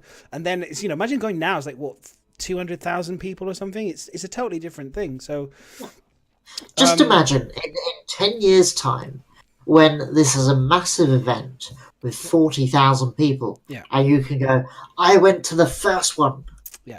Yeah, what do you think, Ryan? I did, and I got the first ticket in the first. And you got the tickets, and I went to this, and I won the second, and I won the first, dogfighting competition. Oh my God, man! And then there'll be like other people will be like saying they won the second. Can we get a jar for this? Can we get a jar set up for this? But I'm saying that is every time he mentions him being a champ, he donates to BritizenCon. That's the special magic. Yes. So if you haven't got a ticket, and if you've been thinking about it, you're not sure, you're close by, or even if I thoroughly recommend it. I had a whale of a time. I'll be back again. I know these guys are all gonna be there. You can come and see us. You can come and meet us. You can meet the champ. I think, Chris, actually, I need to get the introduction music. I think when I come in, I think we should get that. We're going to have like WWE. Funny, Chris said delete that from the question list. I don't know why. We'll get the chant music going. I think we'll maybe like some smoke. I'll get some smoke effects in. It's all right. We'll set up yakety sax or something. We'll get some. Okay, guys. We'll move this on a little bit. So we have a couple of questions regarding BritizenCon. So we'll ask them, and then we'll carry on with the usual show, which is the news and everything else. So the first question was from I think Mr. Sunshark, who has bought a ticket. I believe he's got the permission from the missus, which is cool. He says, if I get the hotel room, I can have a guest, his wife. I hope it's his wife. His wife in brackets. Maybe not. He says, "I am available. I am free." He says, "But I assume the breakfast is only for one." Yes. You can get additional breakfasts. Breakfasts. To be honest. What I need you to do is fill out the contact form on the website. Let us know that you've got a ticket with a hotel room and you want to bring an extra person, and we will sort that out and charge you some more money. Yes. There is also a bar, or a, how do you call this? There is like, you can get like a meal deal around the corner anyway if needed. Yeah. So. McDonald's. Yeah, easy. McDonald's. Easy. It's like the airport, so right easy. next to the airport. So if you want some food, if you want to go out for breakfast, pick Delivery up some breakfast room, at the man. airport. Yeah, Deliveroo. If you're staying at the Radisson Blue, you don't go out for a McDonald's, mate. Hungry House. Hungry house, just hungry house. Deliveroo. But, Just get yes, delivery to your we can arrange an extra breakfast. So just contact us for that. You'll be pissed out of your head. Get some kebabs at 9 in the morning. Who gives a shit? So the other question was from Killblock. Can I pick up the T-shirt at the event or get it shipped to a third party in the UK? Well, when you bought your ticket with the T-shirt, you will have supplied us with a shipping address. South Africa. So that's the address that it goes to. If you buy them separately later on, then again there'll be a shipping address, so you can send them wherever. Like. Okay. In fact, I think you can also send them internationally if you so wish, but you just pay a bit more for shipping. Yeah, that's it. I got an idea, Coffee Horror. I think Madness will deliver your breakfast to you. In a minute, I expect. No. Okay, so what he's basically saying is you can get it sent to where you like. So when you buy the T-shirt at a later date, you'll be able to put in the shipping address, and if you buy the ticket with the T-shirt, you can put in the shipping address also for that. Yes. So I noticed that he hasn't put it in the form, but he did ask in chat as well. There was a question saying, is it possible to transfer the ticket to another person? I presume so if they can't make it. Was this grey market? He is from South Africa, so it might be that if he can't make it. If anybody's going to South Africa and wants to take his T-shirt to him, please let us know in the comments. Yeah. Well, you can ship South Africa. You can You shit just on. pay more for the shipping. Shit on South Africa. shit What's on that got to South do with it? So is that a no? You can't transfer the ticket, or we don't know yet? Or special circumstances, maybe? Ooh, special circumstances. We'll have to see. You'll have to contact us, and we'll do it on a case-by-case basis. Yeah. But that's a very good question, Prisoner, and I think you did mention this before, but will there be options to buy tickets on the door? There will, but they will be more expensive. Yeah, no, that makes sense. But no, I'm glad that you're doing that. So before we didn't have tickets on the door, but so this year we are going to have tickets, but they will be pricier. They'll than be more the expensive. Standard. Right, yeah. Essentially, Cash we're trying to get the money sooner because the more that we know how much we have, sooner the more we can put into the event. Yeah, no, that's good. If we had 300 people turn up on the door, well, we've already organised the event. That money will then have to go into next year's pot. So that's why we're trying to encourage you to buy sooner. Yes, We can use it on the like I bar said, citizen after, Chris, that money. No problem, man. We'll sort that out. It's all right. I mean, my attendance fee can just be. Wait, you take a little bit out of that. It's fine, no problem. I understand. We'll sort something out. We'll have a chat afterwards. We'll sort something out. Yeah, it's fine. We'll sort it out. Don't worry. But actually, question: will you, when you have to pay, will you have to pay cash on the door, or will you take credit card or check, or possibly, installments? PayPal, Apple Pay, installments, IOU pieces of paper. In installments, you can pay it all now and not later. Get in, or you can fuck off. Oh, not at all. Yeah, go. you can pay it all now and you get the ticket later. That's basically Sexual what it is. favors for entry not possible. Maybe just quickly around the corner. Washing dishes. For the moment, it's cash on the door. We are looking into card options. Okay, cool. So there's other little PayPal device things as well, aren't there? Yeah. So Yeah. Nice. hopefully We're looking into that. I can't say more more. more information will be forthcoming. Yeah. Cool. Good stuff. But at the moment, if you want to buy your ticket using a card, buy online. Yes. Do we have the link? Has we been posting the link? Have we got the link again? So been so the basically- final thing to sum up on that really, guys, is if they haven't all sold out already, the code is addicted, and you can buy a standard ticket with a 10% discount or £5 off. £5 £5 off. £5 off the standard ticket. So use the code addicted. There's only 10 of them, so the first 10 people to use that will get the code.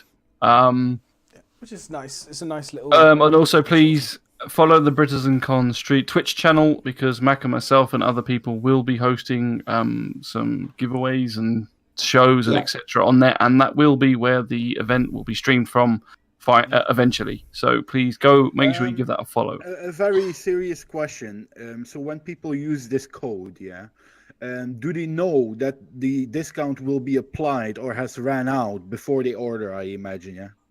Yes, it will be obvious when you code shows you on the ticket that the money has been taken off.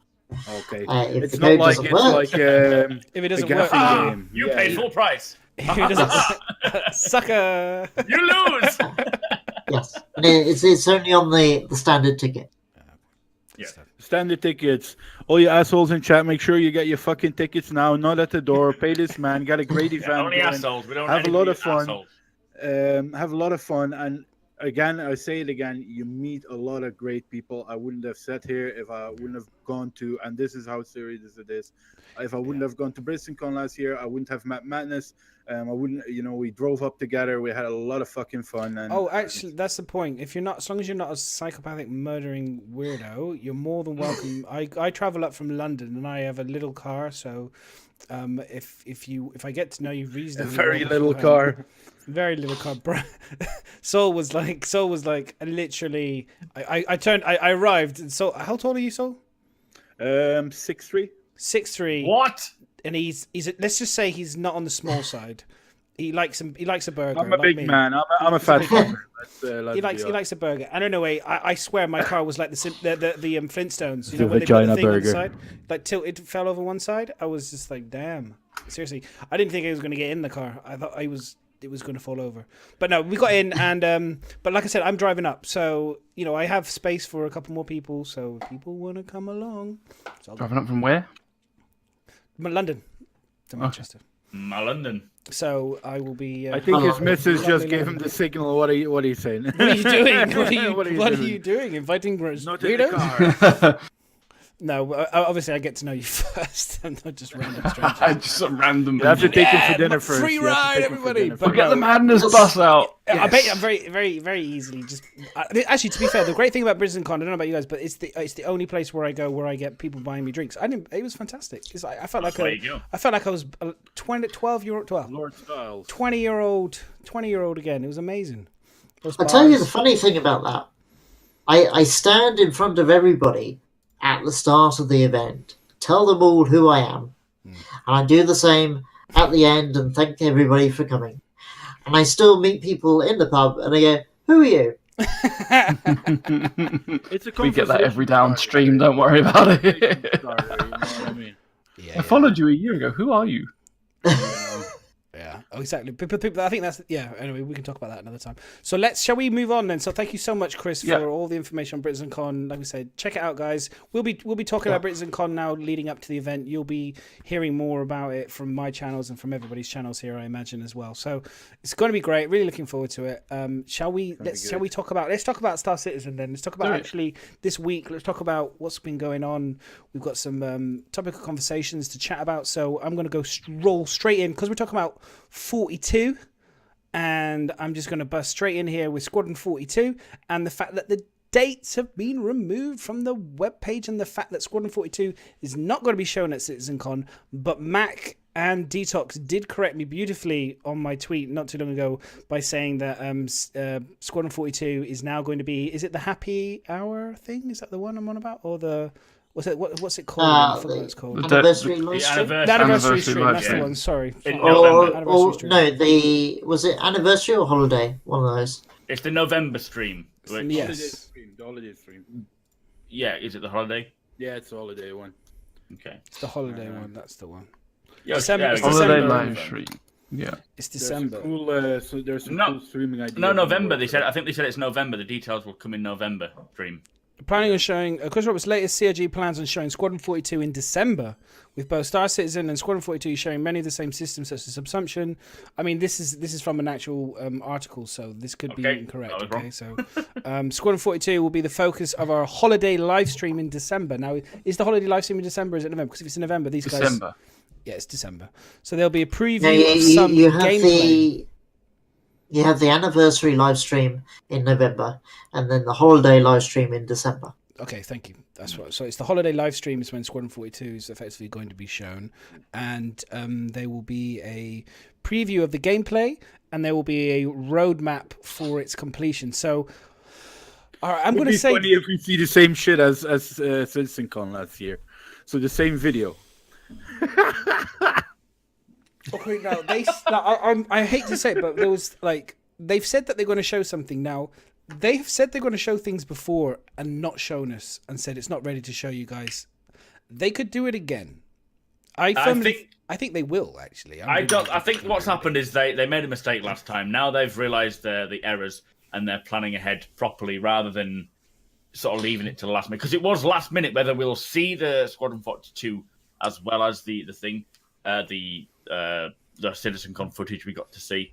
So I think what they're doing is they probably tried to get it ready for this year for CitizenCon, couldn't do it, and thought, let's just make sure that we give ourselves enough time to complete it, which is why we're going to see it as a separate live stream itself, which I think is a good idea because obviously this year CitizenCon's devoted to exploring new worlds. They want CitizenCon to be its own thing because it's a big deal. Is Squadron 42? It's a shame that we're not going to be seeing it at CitizenCon. So we're going to see more 3.0 and hopefully some stuff from future patches down the line. And that is a huge shame. I think a lot of people were hoping that CitizenCon was going to be showing Squadron 42. There's nothing we can do about that. However, I do think the fact that it's nice that they've at least lined it out and said, this is what we're going to show here. This is what we're planning on showing there. Because we've had for so long this unknown, is it going to be shown? Isn't it going to be shown? Now, at least we know. I think they did it for Gamescom as well. They said we're definitely not showing it at Squadron 42 there. So now we at least know. We're not going to sit there and go, well, where's the Squadron 42 footage? We know it's not going to be there. And it gives them time to work on it. And I do think we will get it on the holiday. I know they've said it before, but I do think we will this.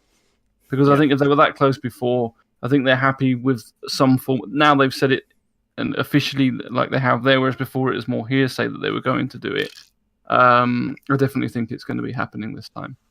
Yeah, no, I agree. And I can understand your concerns, Madness, because they've said something, it's not been delivered. So I understand it, mate. They've got no bank with me. That's the honest truth. There's no credit. If my missus was telling me that I was going to have sex as long as they've been promised me 3.0, I would have dumped the bitch ages ago and moved on. I mean, like, it's... The reality is like... She's in bed, it's okay. There's no trust. Seriously, it's just like, I've got no... I'm sorry, but you've got to be crazy to believe them. Surely, I mean, I am a bit mad and all, but just you are madness. Honestly, it's just I think you guys are more mad than me because I don't believe them. I'm sorry. No, I agree with that. No, it's fine. Honestly, anyone can have an opinion on based on their experience, and that's all we can base our thoughts on. Yeah, and there's nothing wrong with that. Honestly, the fact is we're adults, we can get along because we understand everyone has their own opinion. And I understand that you guys hope that they will be, and I respect that. Yeah, exactly. I think can understand why people are worried. It's more hope than anything. It's more hope that they're going to do it, and they're going to give it. There's no reason why they won't deliver it. There's no reason why they will deliver it. It's just they are trying to achieve that. But that's the thing. People, based on their experience of CIG, will have misconception. Well, not misconception. They will see it and think, well, maybe it won't happen because it's happened before. There's nothing wrong with that at all. I truly hope and expect it to happen, but I can see and I understand why people don't expect it, and there is that chance. Yeah, which is I kind of feel sad that I feel like that way, but I just feel like I don't want to be like I've been. It's like a relationship where you've been burnt too many times and you're feeling a little bit like it just hurts just so much more. I can't do it. I don't want it in the bum. I don't want it in the bum. I can't take it again. I can't take it again. No. So I'm going to move on quickly because we need to keep this ship rolling. Yeah, go for it. And if everyone's cool, is everyone happy? Does anyone I think so. On this? Is that okay? Cool. So I was just going to roll us on to what is to CitizenCon because that's where you're going, guys, very soon. So we know that it's going to be the main focus for CitizenCon is going to be focusing on 3.0. and beyond, and they're going to be exploring new worlds in the keynote section. So that's going to be the exciting part for CitizenCon, is the keynote section. I think that's where I'm expecting to see hopefully some aliens, maybe some procedural planets, maybe microtech, if you're lucky. Do you think Some planets would be cool. We more have lush some worlds? sort of nothing's really been said about seeing other planets, has there? There's nothing been said about. It's just I would be exploring new surprised. worlds Yeah. is the highlight of the thing. They That's what say that exploring new worlds can mean many things to many different citizens, and I agree. I think we will see something in terms of new planets, because they are working on ArtCore, they're working on planetary tech, they're working on forests. So yeah, I expect, and also very unusual planets that we are not accustomed to. So ones that have dangerous atmospheres, ones that are Banu maybe, or alien. As yourself, I'm so looking forward to seeing what they've got so far worked on. Do you think we'll see mining? Do you think I we wouldn't might be see more surprised. mining? 'Cause it's They thought about getting it into 3.0, didn't they? But it didn't happen. Yeah. yeah, It must be close. game changer. Well, we Yes. know it's I consolidated think outlets. I do think we'll definitely be seeing the game changer, or at least a mention of it. Raven, Saber Raven. I have knowledge that we'll be seeing the game changer, hearing about the game Saber changer. Raven. I don't know anything. I don't know about the that, Raven. I'm afraid. Because I know obviously Ben sneaked it by talking about the Saber Lego last week. I believe he said everyone's raving about the Saber Lego, which I thought was quite a clever little choice. Ben loves to use his little kind of clever words, so I was just thinking, I wonder if that will be the concept sale, or it will be the game changer for CitizenCon. I'm curious which, or it might be another ship as well. I don't know. It could be Good to a couple have ships. band back. What's that, Sol? It's good to have band back. It is. Yeah. You're a bit Yeah, it quiet, is. Sol, by the way. Yeah, sorry. turn yourself I up know. I again. was like, Saul, I didn't realize you were there for a second. You've been so quiet. No, I mean his Yeah. mic's quiet. Oh, Oh, yeah. my mic's quiet, is it? Yeah. You're a bit far away from the mic. Maybe did you move it? Yeah, I moved it around. Is this better? Yeah, that's better. Yeah, mate. that's good. I can hear you now. I don't want people to see the sock. Do you that is know? mounted Do you know to what? my- Do you know what my biggest thing with Ben is, and I know other people would say it, but my biggest thing for Ben is that because he's clearly a man that's overweight. And I worry when I hear him talking and breathing on some of the show. He always sounds like he's heavily about to Darth die. Vader. And I worry. This is a genuine concern for me, is because I really like him a lot, and I just worry about him because he was struggling to standing up and talking, and I hear him. He sounds very laboured when he breathes, and I have uncles who are who are obviously a bit on the large side, and I hear the same in him as in them, and I just kind of worry about his health especially. So Ben, if you're listening, I love you, dude, and I know we need you around longer. So please. Just enough till the game's released. Just look after yourself, okay, buddy? He never says this to me. He never says this to me. No. You keep eating burgers, mate. It's fine. Get rid of you. It's fine. The Get rid CIG of you. I think didn't Lando and Ben, they do like a whole diet thing, don't they? Where they I when hope they're doing so. the I streams, genuinely- they did go through that. Ben is awesome. His passion is amazing for this. Yeah, bless For Ben. Wing Commander especially, he's like just insane amount of knowledge. When you see him next to Sandy, though, it is a crazy difference in scale. Yeah. Like, have you seen them both stood next to each other? It is insane. Like seeing Sandy and Ben. When they did how many ice- Sandys can you get inside of Ben? That's what I want to know. 24. Don't even think about it. That's the You next. didn't ask it the other way around. That's that's the- fine. That's the next.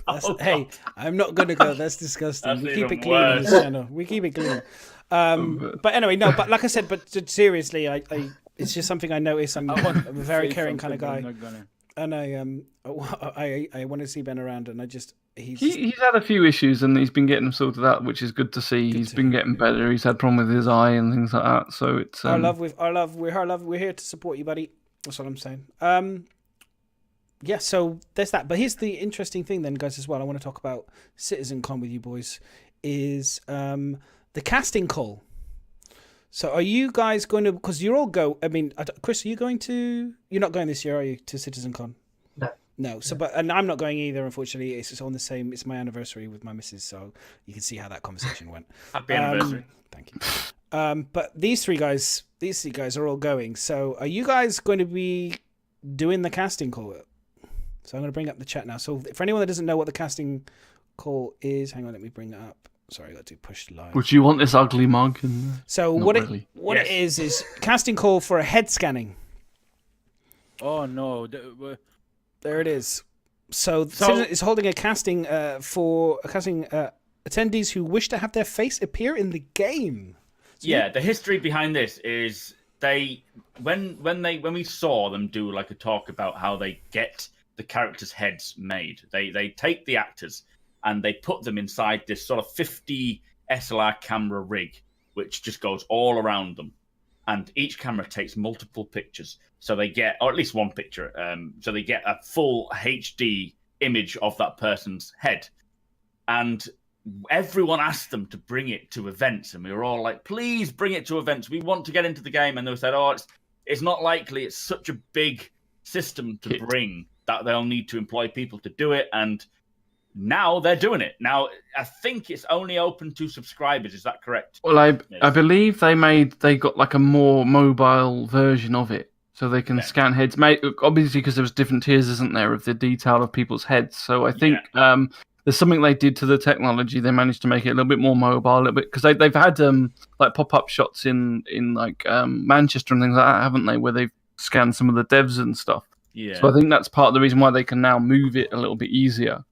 I don't think it's subs only, is it? It's just you just have to be attending the event. Okay, so already, so you have to have a ticket and attending the event, and then you have to meet the criteria, which is like being clean shaven and stuff. So it's going to be, I assume, for what they're going to do when it comes to creating your own character in game is they're going to have multiple heads that you can merge between. You can sort of take a head and then start manipulating that head with certain features like your nose, your lips, your eyes, your mouth, not to the point that Saul's thinking of right now. Yeah, a little love child. Listen, I was about to say you could. That would turn into a Wookiee when we make a love child, man.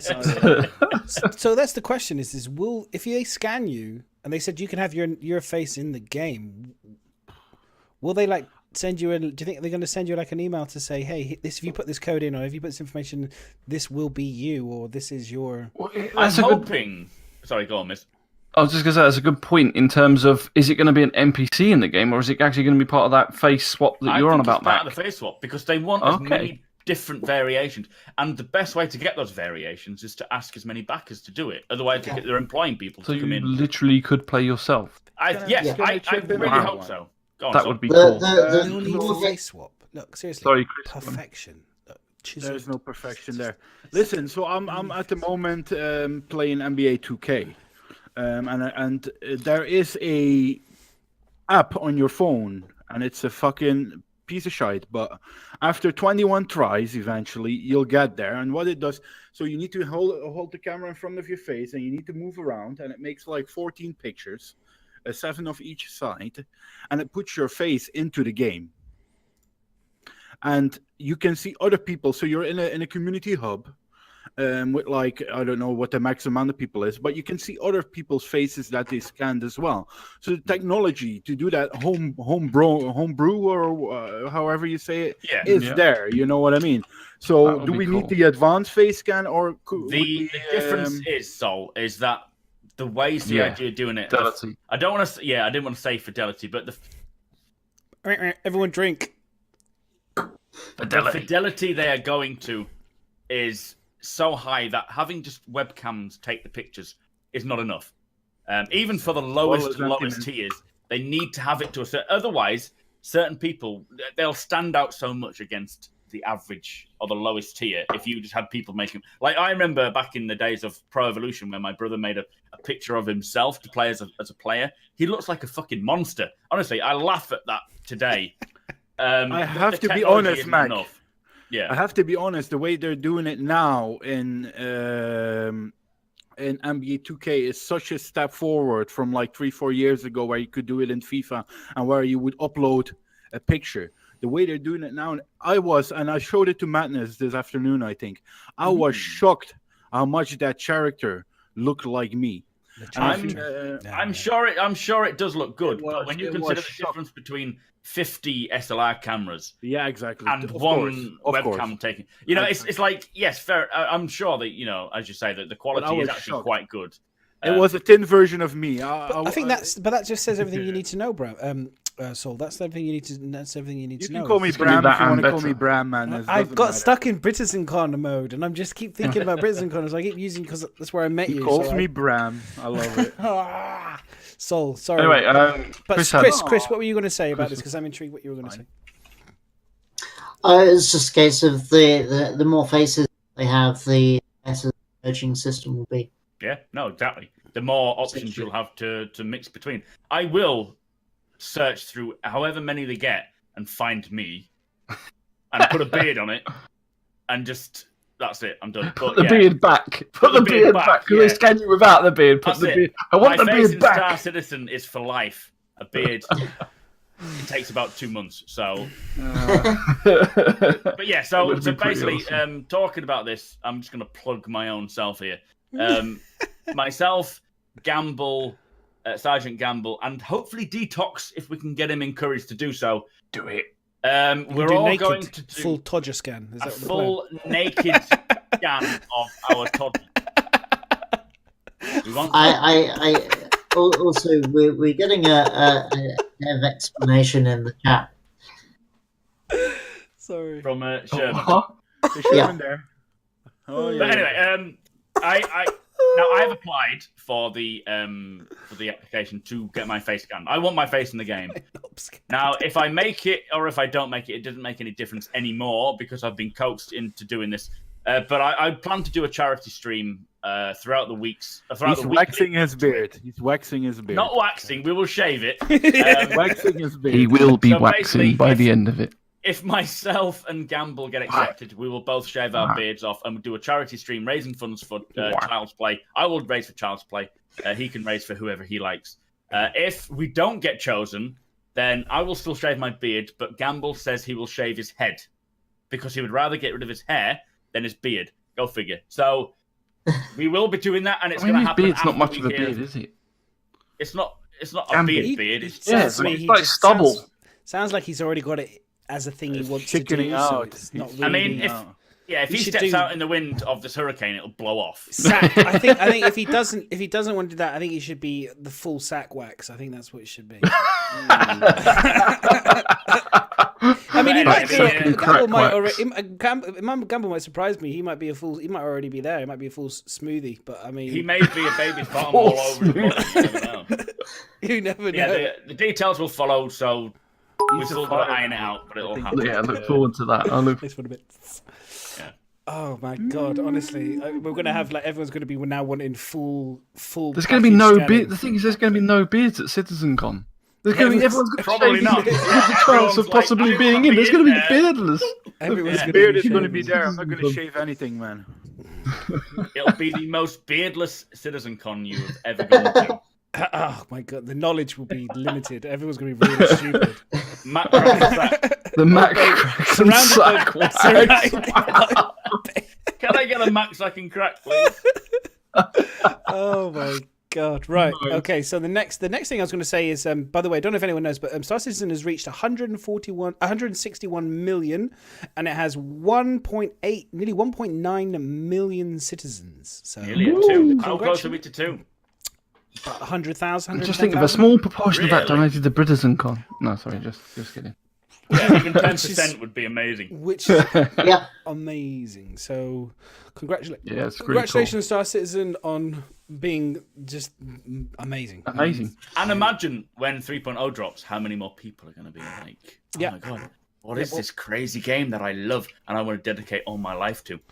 Thank you very much, Star Citizen, for taking my money. And stealing my wife. Okay, so next on the topic of conversation, is I'm going to bring this up very quickly. So this is the meme that has been going around and will continue to go around, and this is just going to be just epic, honestly. Is this no shit? Oh yeah. Oh yeah. It was so funny because when I watched this live for the first time, and then I was streaming it live with people, and then he did this section and he talks about it, and I've got the video footage. Hang on. It's the best. I'll play the video. Best. I'll play the video so people can hear what he says as well. So It's even better than this is bullshit. Hang on, so let's bring it up here so you guys can see. We got the link to BritizenCon, guys. Someone can check it in. That would be great. So here we go. Here's the. We're like, well, this is missing. I need this, and we're like, yeah, no shit. We know it's missing. He's wearing shorts. We're working on it right now. He's got pants. There's no pants on. Deleted. Chris. I don't have permission to post things. Yeah. Oh, sorry, buddy. I'll Someone, permit. can someone permit? Chris? Someone Right, ban Chris. Sorry. You got to be careful these days. You know, people can put all sorts of stuff on. We're like, well, this is missing. I need this, and we're like, yeah, Like no shit, BritizenCon we know and it's stuff. missing. Kind of like bad on man. our task list. We're working on it right now. And Oh, there's also a command for it. That will work. it hurts your ability to dogfight if you can't see the status of your target. You can't see the status of his target. Now, I thought that was a little bit of a subtle dig on people such as myself who maybe have been a little bit critical of the Gladius HUD. It's not. No. It's the Evocati putting up reports of things that they just personally don't like, rather than what is. Oh, actually good. Good. I It's thought not it was to do with getting a bit salty about some of the comments that certain people have been mentioning because he's talking about dogfighting. I think yeah. No, I think he's been watching Paul. I think- Pantless and Pachinki, you know what I mean? I think this is... Pantless. He's been playing some PUBG, hasn't he? But I think yeah, but they have kind of a valid kind of point if they were talking about the HUDs and maybe it's just the HUDs, but the Gladius is like we'll talk about it in a bit as well. But I'm going to talk about I don't want to talk about it too much. But the Gladius is a mistake, and they need to just hold their hands up and say, yeah, do you know what? This was the first one we did, and we kind of screwed. Listen, can I add something to that? Because I knew that when I saw the ATV this week that this was going to be the most shit podcast that we could ever have because Madness will be shitting bricks basically. I was loving it. I couldn't believe it. What you think is not something that other people might think or that would work for a game, and this is what they choose to go for, and you have to fucking sit with it. Oh no, but that was his point. That was what he was saying. He was going, you know. Yeah. Oh, and I totally agree. I totally agree with Chris Roberts there. This is what it's going to be, and stop fucking moaning about it. It's more Evocati. It's Evocati putting up opinions on things they don't like, rather than things that are actually worthy of a bug report. So they're just like, I don't like this because. I think it's pretty funny though, Ryan. I think it's pretty funny that they're doing it. It's hilarious. I love it. I'm glad he says that. That's a problem though. From my perspective, I go, well, then why haven't they got a situation, a simple solution where they can say. I mean, I don't know. I'm not Evocati. So anyone's here Evocati can say. I mean, I don't know if you can say NDA and all that nonsense. But do they have a Do they have a system where they can say, yeah? Do they have a situation where they can say? This is some, we've got Spectrum for ideas and shit. I know, but for Evocati people, can they say, I've been playing this and I don't like this? And then they can have a section where they say, I've been playing this and this is a broken bug. You know what I mean? The problem is Evocati realistically are there to bug, to bug report. But now we have opinions. We do have opinions, and it's a little bit difficult because there are some things that you see and you think, well, this isn't very good, or we don't like this, and everybody's got opinions. We hear it all the time on this podcast. But I suppose technically the bug testing is for that bug testing. We need to give feedback on errors that are coming up, because there are also lots of things where the features have just been introduced. They're not at their 100% how they want them. But it's communication. It's like, well, they've released it. We're not sure whether this is the final pass. Then they turn around and say, well, actually, no, this isn't the final pass. This is an introduction of the system and that sort of thing. But realistically, yes, overall, the actual opinion is the idea of Evocati is to bug test, is to find the bugs, tell them back that these bugs are, or what's happening, that this isn't working. And then I don't know at what point, or whether they actually want feedback at some point. You know what it is as well, Miss, and obviously the community has been rather salty lately. Let's call it that way. We had a lot of complaining, we had a lot of asking. So only by us. It's not the sort. Yeah, but not all the community. Only like a very small vocal minority definitely, are the ones that do that. We noticed in the ATV three or four. Well, let's say 1.5 month back, that Chris wasn't happy with that small part of the community. Let's call it that way, and that felt like it for me at least, and that didn't agree with things or wanted things changed. And then now to see that the backers that, as Miss says, are there to bug test, not to this is not a place to give your opinion. This is a place to give your opinion about bugs, maybe, but not about parts of the game that are missing. All right, okay, because I'm gonna say something slightly different because I think slightly. I know you would, you know, because I do. I look at it this way. Okay, so Evocati is the very first time that they can look at bugs and they can test things and kind of like, you know, see exactly. what's broken. Okay, and then you go into PTU, right? Yeah. So in PTU, that's pretty much kind of locked down by then. So this is my thing. This is my point: is at what point is this patch effectively locked down in terms of not having any changes? Is it locked down before it goes to Evocati, and all Evocati you have to do, and that's what these guys are saying, is literally your job at Evocati. You cannot implement any change besides physical issues like bugs and problems with the game. Definitely, that's all you can do. Yes. I feel like that is a massively missed opportunity Yeah, early on not to be able to take feedback. I don't know if that is.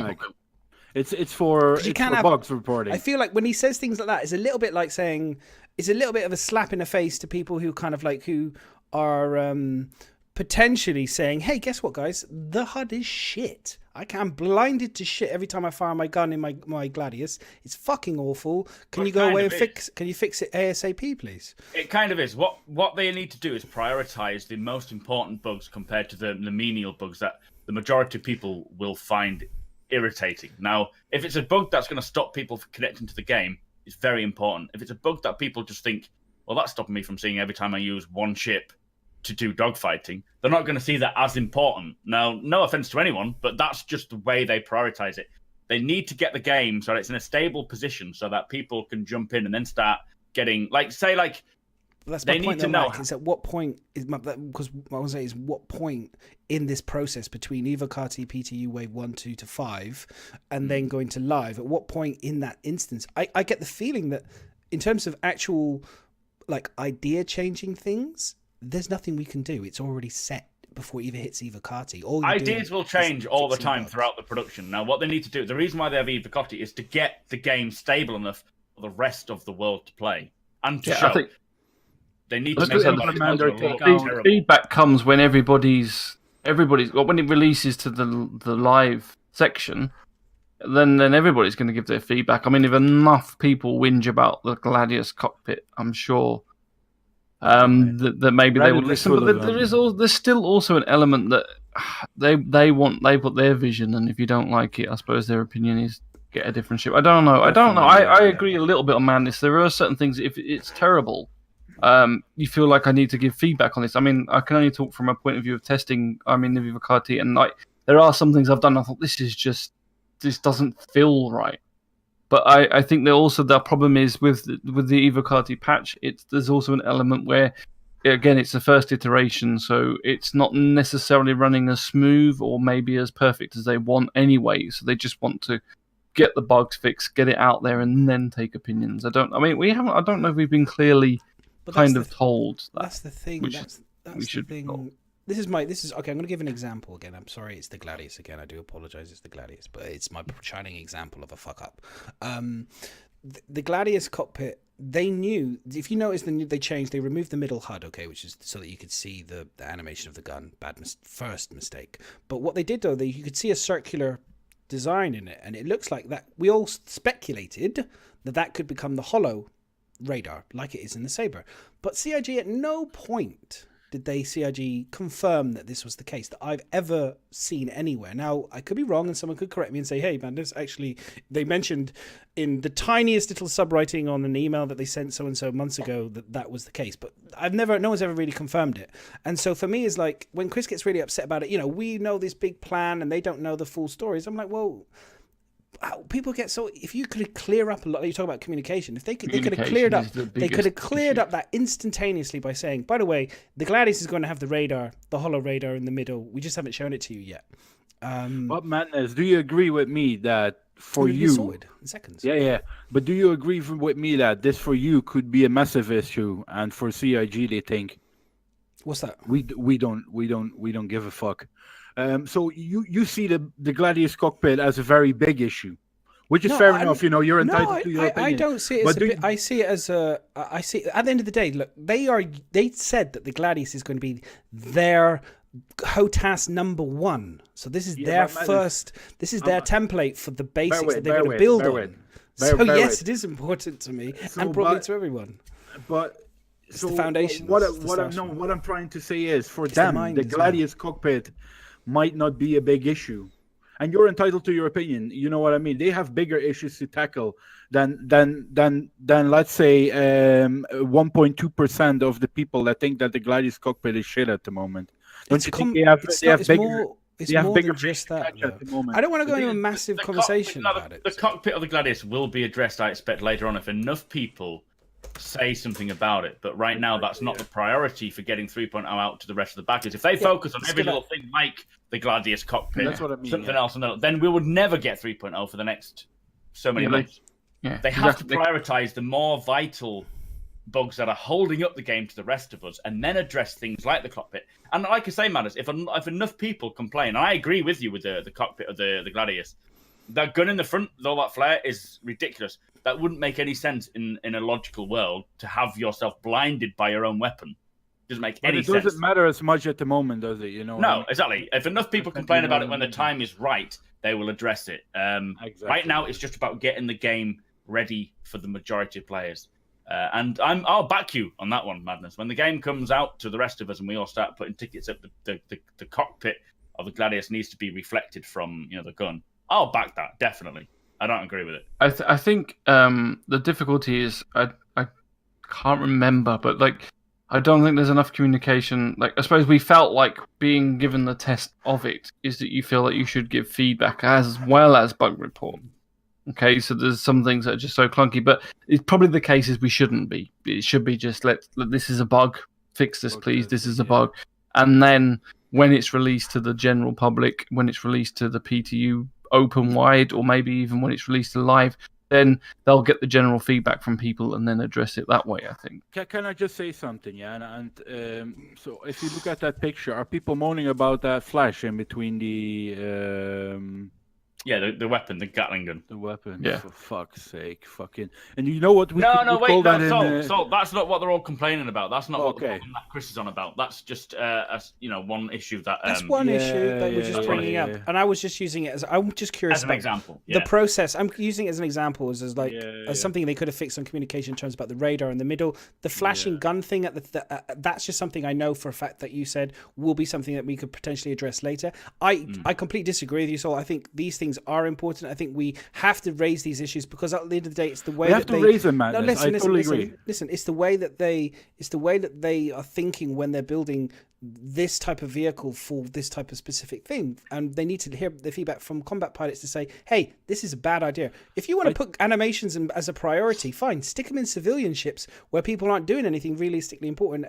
That's potentially fine, and then see how they react. I totally agree. The thing is that hang on, Sol, let's see what Chris says. Go on, Chris. The thing is that Evocati, they're for testing subjective feedback. It's literally to get the bugs done so that they can get it through to live. Okay. Yeah. So because it shouldn't be a long process. Subjective feedback is going to take a long time for them to filter through. And all you do is you delay the process. By getting it through to live, you're then fixing any actual bugs faster. You're getting it through to more people faster.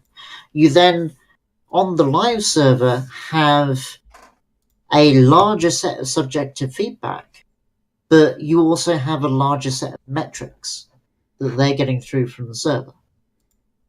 Yeah. You're also, then you don't have a two-tier system of backer feedback as well, because if you have a situation where they're responding to the subjective feedback from the Evocati, then that's already an opinion put in before everybody else gets a chance to have their say. And don't forget that the Evocati are asked to specifically look in certain areas for certain... Like, at the moment, it is only based on navigation and traversal of the system. So getting in your ship, traveling across, quantum jumping, making sure that works well. They've not been asked to look at anything else other than that until the next Evocati build is ready and implemented. So by highlighting other issues that are not to do with that, it's kind of taking away from the main aim of the actual testing at the moment. So do you think, at the end of the day, if this has become obviously a bit of a problem for them, do you not think they need to maybe look at their Evocati, the way that their people are publishing things, to try and either... I'm sure they will. Either educate Evocati more and say, hey, look, guys, you need to, like they were saying, and Chris said it there, and maybe just kind of say again on an email to every Evocati people saying, look, guys, you need to stop, no longer, please don't post anything of this, just focus purely on bugs. We'll get to the subjective stuff later, or you can post it here. Please post it on the Spectrum feedback thingy when it goes to PTO or something. Or I personally think they should have something for them to post. I think that's important that they do, because you naturally, when you feel something, like you talk about feeling, Miz, it's so important. Like games, the way game feels and things feel, and it doesn't always stay there. And you need to write that shit down. You need to put that stuff somewhere. It's important. Yeah, it's worth writing down. But the thing is that you also have to accept that it's not going to change before it gets to live. So you note it down for yourself, so that when it gets to live, you then submit it. Talk specific, but there is one thing that's changed that I would say wasn't a bug, but it was subjective, and they've changed it.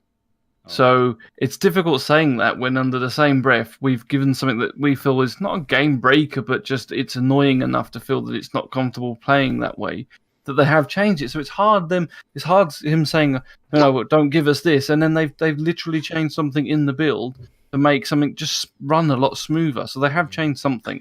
I can't, like I said, but it also depends on what they're looking for that particular build as well. It depends on how quickly things are to adjust. It's a very complex situation. And it's difficult to test. What I wanted to say earlier, as a Evocati, you know that you are there to beta test the build that they give you. You know, that's what you know that when you sign up for that shit. If you're then gonna start moaning about other stuff that is irrelevant to that build or to that point, or maybe for a later point it's more relevant, there's no point in putting that in, is there? You know, I've beta tested for games before. Me questioning future patches or things that have changed. There's no fucking point in there, is it? You know, that's not what the Evocati. That's not what the Evocati is for. It seems like it's not really black and white, though. We want it to be black and white, but it's not really black and white. There's a little bit of grey has to be thrown in there. I suppose they need to think of the way they. I think there needs to be a point, as you say, Madness, where people can pose their feedback. Evocati can pose their feedback, but you can't do that in tickets that are meant for, because then you create an issue. It's only taking CIG more time to filter out all the nonsense or what they feel is nonsense, and we might think different. You know what I mean? But at this point, what is most important is that build and getting that build out there. And changes can be made. You know, if Chris Roberts changes his mind tomorrow, he's going to change it as well. You know, and we've seen in the past, Pantless and Pochinki. We've seen in the past that we've raised things and they've adhered. Is that the right word? Adhered to it. They listen to it and change it. You know what I mean? It's something that is. Yeah, they will get to and address everything that we that we have a problem with. Whether or not they change it is a different thing. It depends on more based on the fun, the realism, how they feel about it. But things like the Gladius, if you bring that up, Madness, they will address it if enough people make a complaint about it. Yeah. I mean, hopefully what they'll do is they'll have maybe a different. At the moment you submit bugs, maybe they'll do a different one where you submit feedback. That would probably be the best way of doing it. And then they can have someone specifically looking at feedback and saying what's coming up as a real hot topic on feedback, and then what's coming up as hot topics of bugs to fix. Because there are certain flows, certain feedback that is needed. There's a difference between saying I don't like the way the Gatling gun looks in the Gladius to, you know, I don't like how this flows. You know, your whole waking up and situation starts. So feedback is not needed. It's very different and different subjective to different people. But yeah, maybe that's the way to do it. Kind of have two different forums, one for feedback, one for bugs. But the other thing that they should be doing, probably are doing, is to actually look through the quality of feedback and reports that they're getting from their Evocati testers, and they should routinely be inviting more people in and kicking some people out if they're not getting what they want from them. Yeah, I think that's a very good one that Chris raises there. You know, if people are people make mistakes, but if you maybe ask them and say, okay, boys, this forum is, or this place, or whatever you like to call it, is for bug reporting on this build. If you keep on doing this, 3 strikes and out, you know, and because there's more than enough people that are very willing to be beta testers, to shut up about it, to sign. It's not a matter of willing, though, is it? It's a matter of actually if they're any good at reporting. Because to report a bug, you've got to be super thorough, and you've got to go through a hell of a lot of process and redo it and try and recreate it. But Mike, do we have a selection process at the moment? Do we say do they pick people on their quality at the moment for Evocati? Yes. Yeah. Wow. Well, then you and like you say, do I that in the agree with future what as you're well. saying, You know, I do that in expect the future as if well. if someone keeps giving more opinion than actual beneficial reports based on what they're looking for, they will change to someone else. Yeah. I think that's better, and you know what I mean. I say willing, you know what I mean. But there's more than enough people that put the bugs in that are able to do these sort of things, than just random people that are constantly they're not really beta testing. You know, maybe even say that, and I don't know the percentages, and we will probably never know that. I think that there is a percentage of Evocati members that are not even online at the moment. You know what I mean? That they might be there. Well, real life does get in the way of people. Yeah. Oh, of course, but how do you determine that? You know, because that would make room for future testers. Again, you know what I mean. From you have what a I better understand, flow. they always change the Evocati testers. I don't know. I'm not an Evocati tester. Okay. I may have more idea whether he can talk about it. I don't know. But they will always bring in new ones and take out old ones depending on their commitment, I expect. That's good to know. I'm going to, if anyone else has anything else burning that they want to say, I'm going to move us on to the next topic. Move on. So the next topic of conversation, which I'm going to push live now, is something really cool, and I think we're all going to get super excited for, which is the picture of the Reclaimer. Oh, yeah. So, sexy. oh, Don't show Reclaimer's better than a Starfarer. So look at the size of it. I know, I was about to say, look at the size of the damn thing. So this I is mean, that's the Starfarer. It's just eating it for breakfast. Hang on, let me just see if I can zoom in a little bit to try and show the... I'm going to zoom right in. We can kind of see the scale of the person there. That's the person there.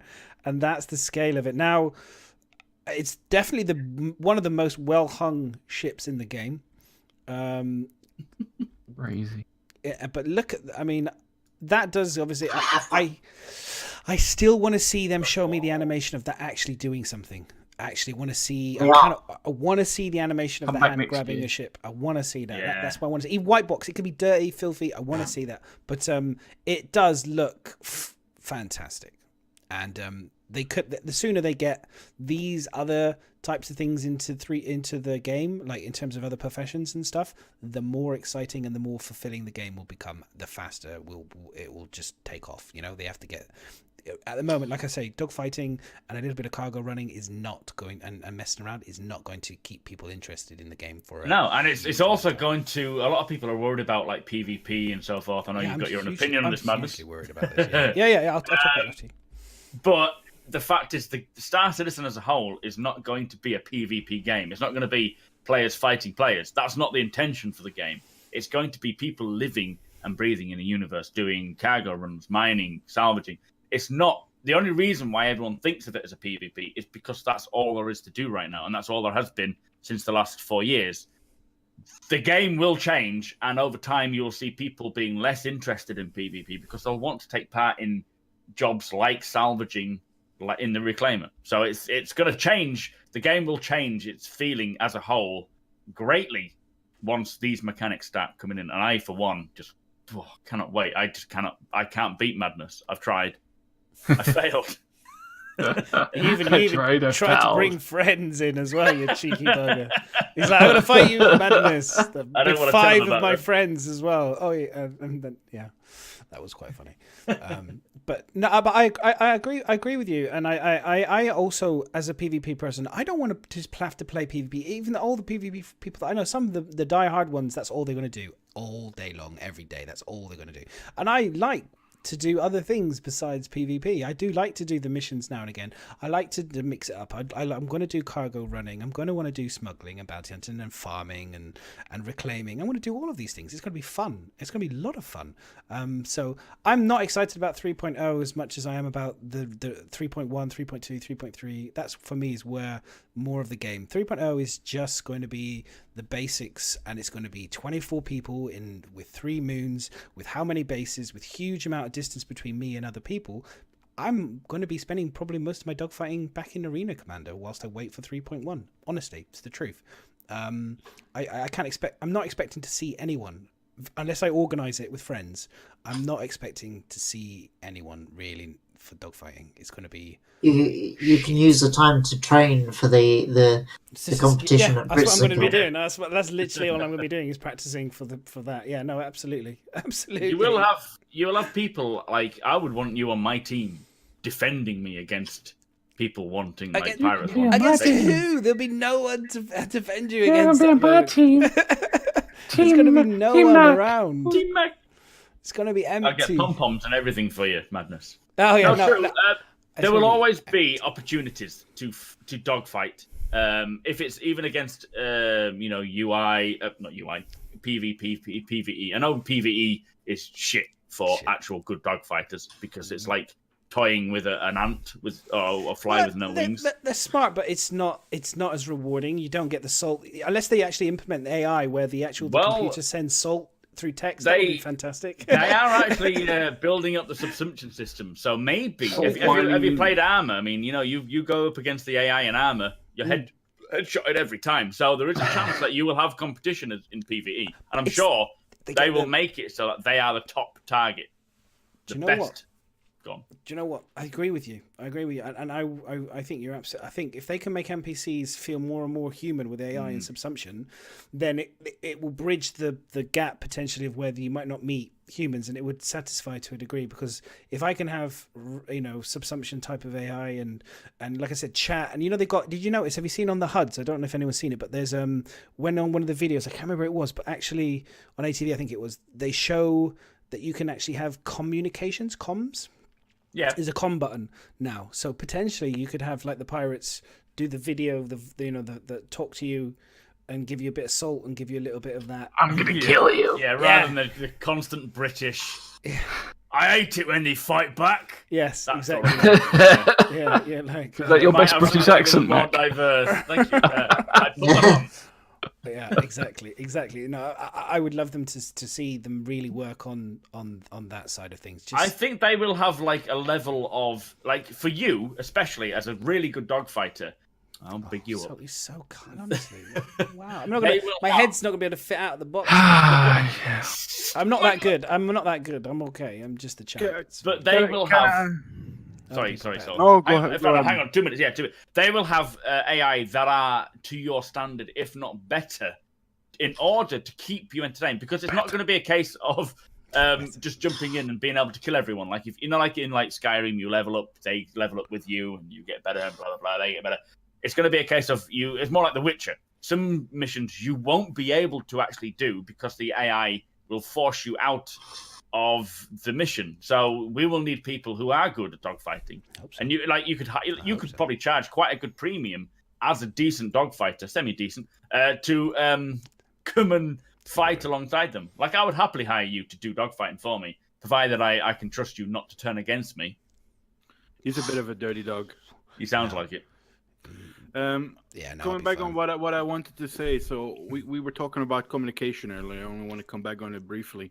I was reading a Twitter post of you guys know the makers of The Witcher, Witcher 3, CD Projekt Red. The guys are doing Personally. Yes. He brought out this beautiful letter to their backers. Have you seen it? Where they basically tell everyone to shut the fuck up because they're busy making a game. was Nice. beautiful. It Nice. basically said like, okay, normally we wouldn't respond, but this and this and this, and we're making Yeah, a I'm a freaking tick. game, and just shut the fuck up, and we'll get there when it comes, you know. And I Beautiful. think that's a great way of doing comms, you know. Just falling back on quickly on that one, it just. But actually, yeah, talking about comms in Star Citizen, they have that now. We saw it in the Gamescom demo. Oh, yeah, what's Gamescom? Was it? They did it in the very Gamescom last year, 2016, where they had the guy talking the what's it called, the Mobiglass. In the Mobiglass, but they had it on the screen talking to you when you were landing. I forget who there's a shorthand for the landing person. God, it's literally on the tip of my tongue. Oh yeah, I know what you mean. It's called lettering, like the flight landing something or other. What do they call it? FTs. Oh fuck! Someone in Flight chat. director. Flight control. Flight control something or other. Yeah. You know what I'm on about, but it's... ATC. What does that even mean? What does that even mean? He's like, yes, ATC. What the fuck does that mean? I recognise it. Air traffic control. Traffic. But that would work with around the players as well. So Nexus you'll be to the able rescue. Bring it up, and thanks Nexus, appreciate that. You'll be able to have your own friends communicating on screen. Now, maybe not 3.0. I don't know if they're bringing that into 3.0. I doubt it. I think they said it's not going to be in 3.0. Is the communications, but it's not going to be. Being able to talk face to face with your friends, it's so cool. And with the VoIP, I'm going to be like. Mine's going to be weird. It's going to be a girl talking with a man voice. Yeah, that's true. That's going to be weird. Hello. I might have to pick something face. But can't you get like a voice controller where you can change the actual have a pitch? Have like a pitch controller, voice modulator. Yeah. Yeah, you should do that, Madness. If you're that serious about being a girl. Hi, how you doing? How are you doing? That would be so weird. I mean, it just feels all wrong. It's all wrong. That's a whole new different series. Can I ride in your cockpit? Woo! Pull over. I would like to get hold of your stick. I'll wait till you've moved on. Scared Mac away. Yeah, no, that's not. Yeah, it's not going to happen. So actually, whilst we guys are here, because I was going to say, so 3.0 represents the foundation for Star Citizen. Okay, relatively speaking, it's going to be almost complete, and it's going to be quite exciting, obviously, for next year in terms of all this new stuff. But there's also going to be new CPUs and GPUs coming out in the next year or so, especially new virtual reality technology as well. So we should see.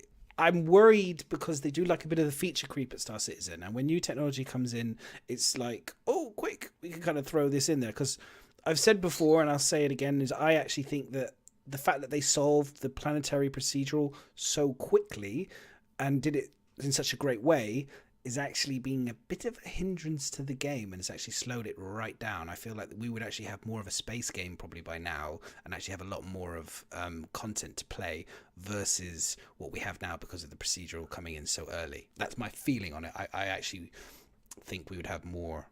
We'd probably have mining by now. We'd probably have even potentially farming, and who knows what else we could have by now if the procedural planets wasn't solved. So I'm worried, what happens with the new CPUs and GPUs coming in? What do you think? Do you think this is going to have a knock-on effect, going to delay us even further? Is this a bad thing? Is this a good thing?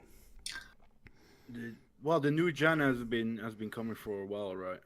How long have we known about it? I think half a year now. That do they get access to it for us? The Founders card from AMD has been out for a while now, and those are the cards that all the Asus EVGA are going to build on and make their versions on. But the official AMD card of the new gen is out. I don't know how far Intel is with that stuff.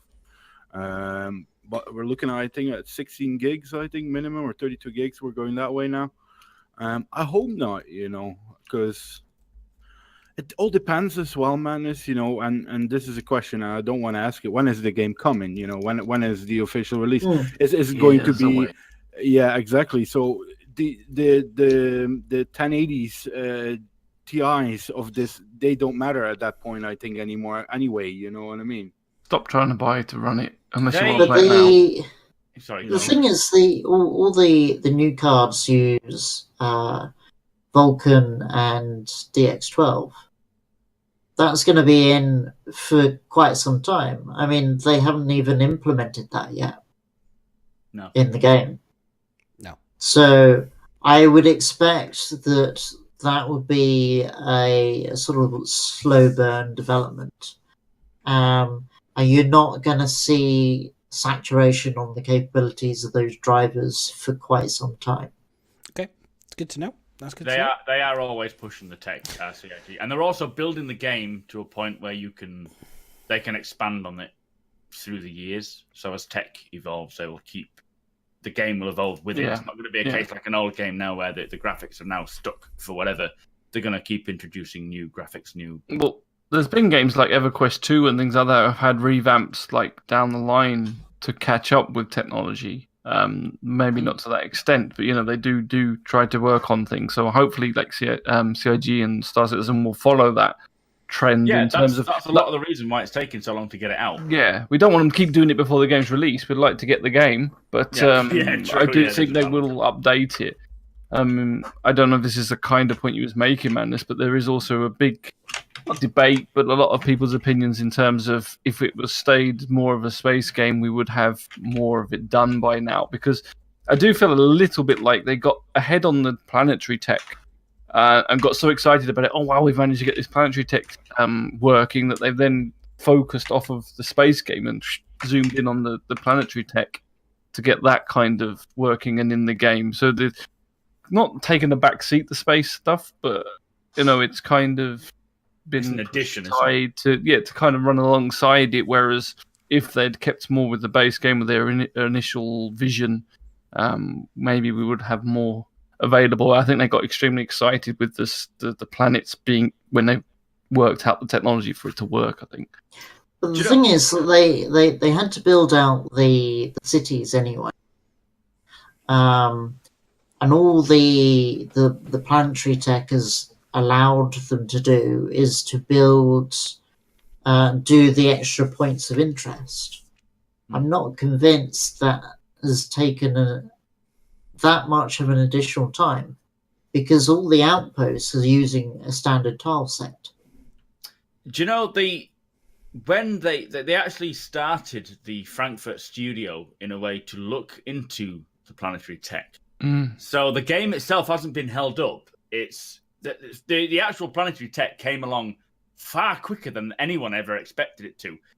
When Frankfurt created it, they were even shocked. Like Chris himself was shocked. That's kind of my point, though, in the sense that I think that they had other things already kind of roadmapped, and then this suddenly happened really quick. And it could be, but don't forget when they go to the very basics of when they were talking about the game, they said, "Shall we take what we have already and make the game based on the funding we have, or shall we take the funding that we are ever increasing and make a much better game?" And one of the first credits on the thing is we're always going to redo things to make the game better. So if that was the case, then remove planetary tech. How many people will be excited for the game? A lot, don't get me wrong, but the fact they're going to have planetary tech is a big added bonus. But the thing is, the planetary tech has also enabled a lot of fundamental technology elsewhere, because it's enabled the zoning system, and the zoning system doesn't just apply to planetary tech. It allows them to have better scalability elsewhere in the game. And so by working on those sort of things and implementing it, you're actually making the rest of the game more future-proof, even though it looks at the moment that it's taking longer. So yes, we could have got a space game sooner, but at some point down the road, when they get to the point of getting to the more advanced stuff, they'd have to redo that all anyway. And actually doing it at a later point would take them longer. They'd have more stuff to change. Yeah. No, true. Yeah. That's why we have the conversation, guys, is to kind of talk it out and kind of like see sense and just kind of like understand things. So yeah, thank you, Chris. That was very, very, very good answer. I enjoyed that answer. That was very cool. Very informative. Does anyone else want to speak on this, or should we move on to the next? Let's roll it on. So we rolling, keep this, Roll it on. keep this Rolling, puppy- rolling, keep it rolling. So something Keep else I'm those excited. wagon wheels I like to throw rolling. in bits about spaceships. So you guys probably had it the other day. So I don't know if you guys talked about it last. Did you talk about the Carrack last week at all? Just let me know. We left it off because I know how much you love to talk about spaceships and their cockpits. There's nothing to do with any of us. So this was For you. the live. So when I watched this because I enjoyed watching them making the Space Whale, which was really fun. And But I wanted to finally tell you,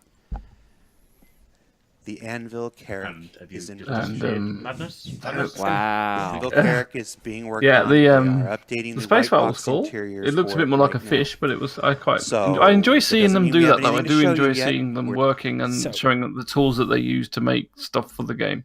well, it was the Space Whale they did, but it was at the end of the show.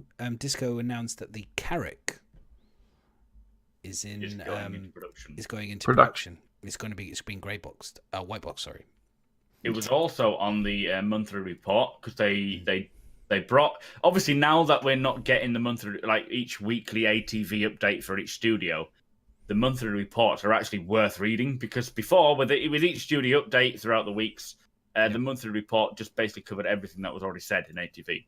But now that we're getting the burn down instead, the monthly report had a massive update on all the ships that are being produced. And yes, the Carrack has started production, and how long it will take is another question. I know that was destined for 2018, which is still likely to be the case, with it only being 3 months left of 2017.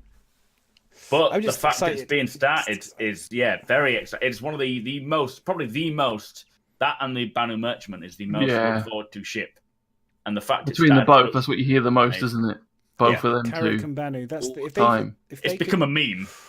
Honestly, if they were to show Carrack us, if they showed us, like, you know, pretty much near completed models in the next couple of months, I think the community would just be like overjoyed. I think in terms of, Dude, and they Do gave you us. guys would be agree great. with me, man? And I'm not a fan of the space whales, yeah.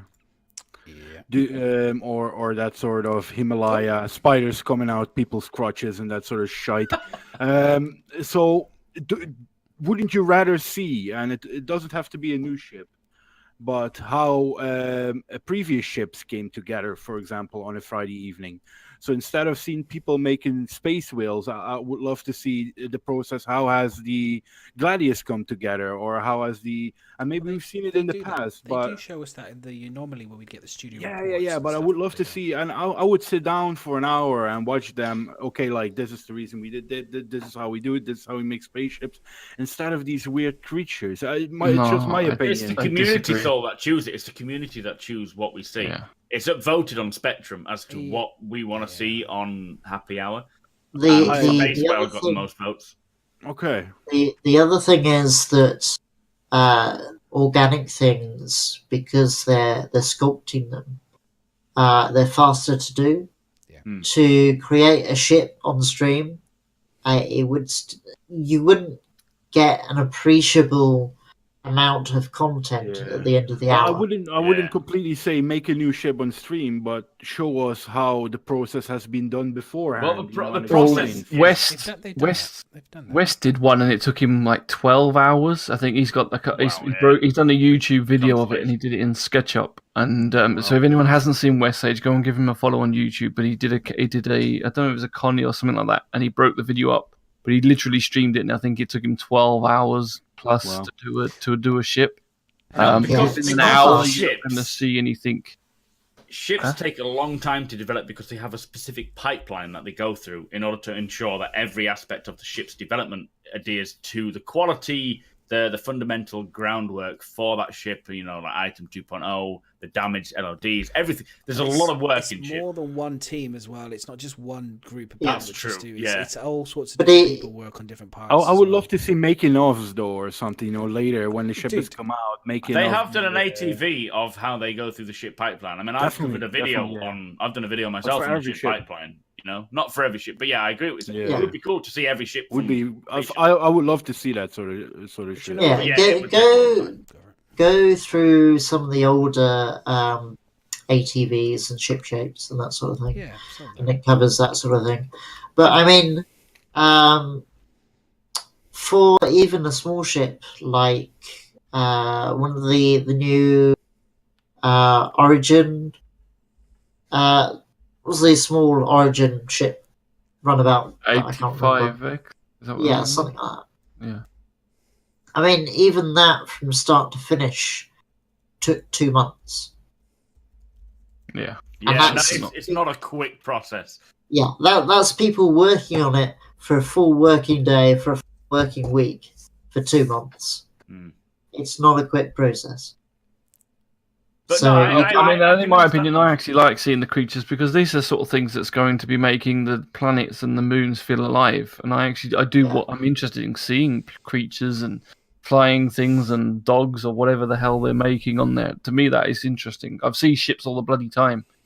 So for my personal opinion, yeah, I do like to see some of the organics. Yeah, I agree. I like it when, if you were talking about ships and stuff, you want to see new designs. I think the only way you could potentially do it is if you saw the concept artist draw concepts beforehand. Yeah, in something spaceships. like that. That would be like because Jay Lee does it my with did it with opinion. he did a live stream with like the shipjacker and painting and some Yeah. of the Well, he filling. does it all the time, and would be a way you could do me as an artist, I lean a bit more towards it. I love to see that, I love to see how a character comes together. I think he did Eden as well in some sort of a, That would be fine. I'd like to see that. I'd like to see more of the characters and the costumes and the designing Exactly, of the uniforms and the spacesuits Yeah. and Yeah. all that. Kind I'm of not a good stuff. fan of the. It has to be but that's, concept. It can't be opinion. modeling. Modeling's No, too no. long. Well, you could do a Jaylee did it. Jaylee did it with I think some sort of a space monkey kind of a gorilla. Yeah, but and that's that was pretty organic-ish cool. again, though. It's organic again, yeah, but that was pretty cool. But a fucking fish. Yeah, you can. Yeah, They do it's, have a it's lot of just my plans opinion. for Sorry, happy guys. I'm hour. just You know, yeah. There's a lot of other Yeah, stuff they're space planning wow. for happy hour, like how the Space ship pricing is going to take shape. That's another thing they're going to put into Yeah. a happy hour. I think they get so many opportunities and options for happy hours that it's just a case of breaking it into Picking it out, yeah. Yeah, and I like you guys. I actually like seeing the aliens. I love to see the aliens. Space, well, yeah, I can understand. It's a bit like. Again, it's It's a more bit of a of a meme. It's a troll, novelty. yeah, It's not exactly, 100% likely. But certain creatures like the spider bug, the Vandal dog, these things may make it into the game.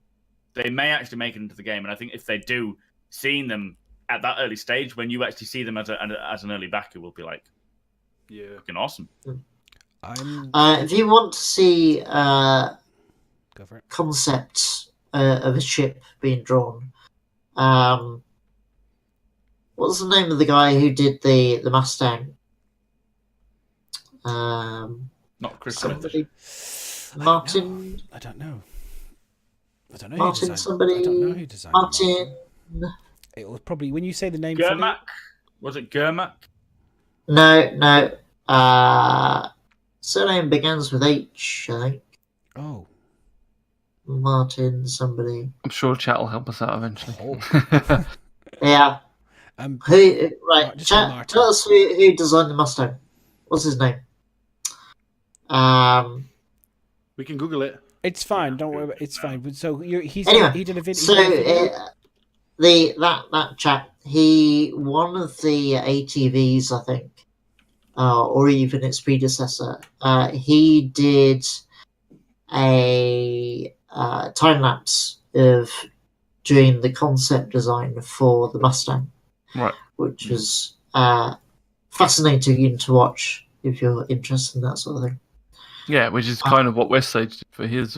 It's cool. It's good. But It is I interesting to see that.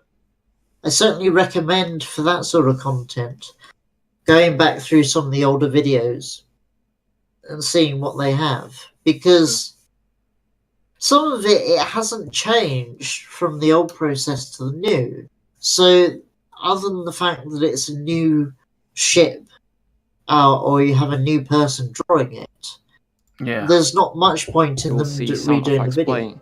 Also, Yeah. depending. No, that's true. Yeah. I know what you mean. Yeah, they're just different, slightly different shape, but they're still the process is the same. Okay. Does anyone else want to add this? Because we're running really. I'm going to just Late. we're Well, running we a don't bit- have to we do started. everything. We started You can over a skip little stuff. bit, but I'm just going to we'll go over very quickly the cockpit Okay, very, let's very do it. quickly. Just the highlights, basically. So I'm just going to bust the awesome ATV that was awesome the ATV. cockpit. There was some really interesting things for us to talk about, but we'll have to keep it pretty tight, lads, on the chatting. So let's Yeah, cool. let's I'm just going to bust it out, and then everyone just gives a bit of feedback, and then we'll roll on to the next one. Yep. We'll do it that way. Nope. Okay. Yep. Okay. Nope. So We could just end the podcast and say, guys, we'll see you next week. so Keep going. Come on. let me Right, bust let's it do the over. cockpit. So here we go. So this is the first. So this is animations within the cockpit for damage states. So they've obviously added fire and sparks, and they're just kind of. I think the idea of this is to show directional damage to the ship. So obviously to try and improve the experience when you're in the cockpit. Someone's shooting you. Cockpit's on fire. Yeah, exactly. Someone's in the left-hand side shooting at you. Someone's shooting at you from behind.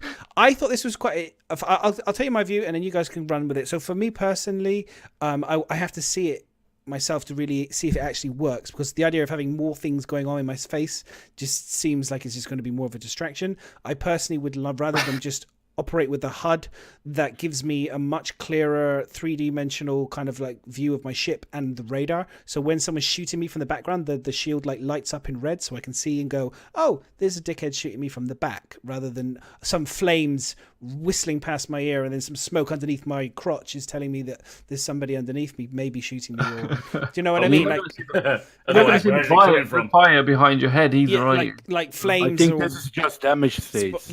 Well, no. They talked about, if you listen to it, Saul, they talk about how they want to try and the actual damage will will indicate potentially where you're being shot from and stuff. So that's a bit weird, right? That was what I was thinking the other. I think it's. I see. I think it's good to see a damage state, or with the whistling stuff, like pipelines broken, that sort of stuff. But indication where you're shooting from, I totally agree, man. Is it needs to be some shield thing, not a fucking flamethrower coming out of your fucking dashboard. You know what I mean? I think I agree. I think Madness and I was talking about it the other day in terms of it would be nice to actually just have a sort of hologram of your ship to actually see where things are being hit, and you can just see it flashing in different directions and all this getting hit from there. I mean, this damage states definitely. If this is what more it is, you definitely good to have damage states. Yeah, it's nice. It's pretty. It adds some drama. But I think the problem we all got at the moment, isn't it, is you don't actually know you're being hit sometimes. And again, them damage states aren't going to tell you if you're getting hit in the rear of your ship. And there's no point... Sorry, the in-cockpit damage states aren't based on where you're being hit. They're based on the overall health of your ship. So if you take a certain amount of health of damage, then the cockpit effects will start happening.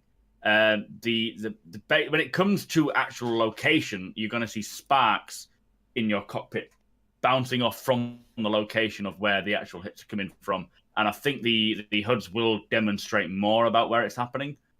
But the in-cockpit effects are based on when your ship gets to a certain state of health. They're not going to be telling you where the hits are coming from.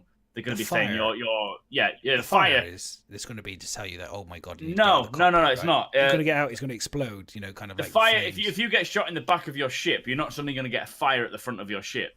That would be a bit weird, right? Yeah, that's what I just said. That would have been no. But you're going to get smoke and you're going to get sparks and shit coming from behind you. That's from what I understand. This is where. But that's it will have an effect that much, but it will be based more on. I don't think you'll have many cockpit fires, smoke, steam, anything until you reach a certain level of health on your cockpit, which will then tell you that now you need to start thinking about your ship's health. Because physically, you're going to be singeing your eyebrows. You need to fuck off and go home. There's two different parts of it, isn't there? There's the indication of where you're being hit, and then there's the damage state. Yeah, and they will be separate chat until you reach a certain point. So I mentioned that basically it's Revok said it's like an indication of when you need to get the fuck out of your ship.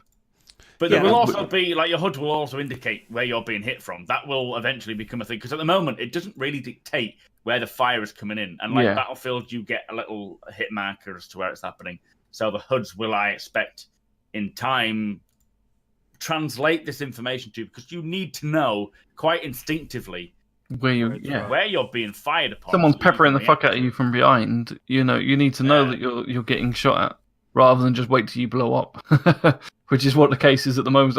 I sit there thinking, well, I'm not getting hit here. I'm doing pretty well when I'm dogfighting, and the next thing you know, I'm just blown up because my ship's been shot to shit. I love these damage states, though. They're really. Well, this is the smoke. This is when they were talking about, someone shooting you It's in the back, air, yeah, the smoke or the the air. directional damage. You'll take things to try and help indicate where you're being shot from. So, like you were saying, Mac, if you're getting shot in the ass consistently, it should, in theory, you should be seeing a bit more things behind you happening.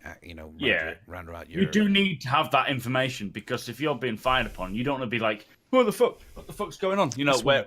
The HUD. You need to get that information, and the HUD will be the main thing for that. I think when you get to like maybe 50%, you'll start seeing smoke power into your ship. It won't ever cover your view too much. And then after maybe 75%, you'll start getting flames. Don't get too excited. They love to show us cinematic animations. They love their animations. CIG. This is just cinematic. This is implemented into the actual game. I think they said that they're working on more cinematic views before they start making it an actual part of the damage states. So they said they're working on it more as an aesthetic to see how it feels before they actually implement it. Would be wicked, and I said this on my stream the other day, would be wicked for this. Well, just for me anyway, I think it would be wicked. If they had, like when I'm dogfighting, if they showed you like a bar, for example. So obviously flames is going to be using up oxygen, okay, within the cockpit, right? So it's going to be sucking up flames. Anyone knows anything? Fire in space is not a good thing.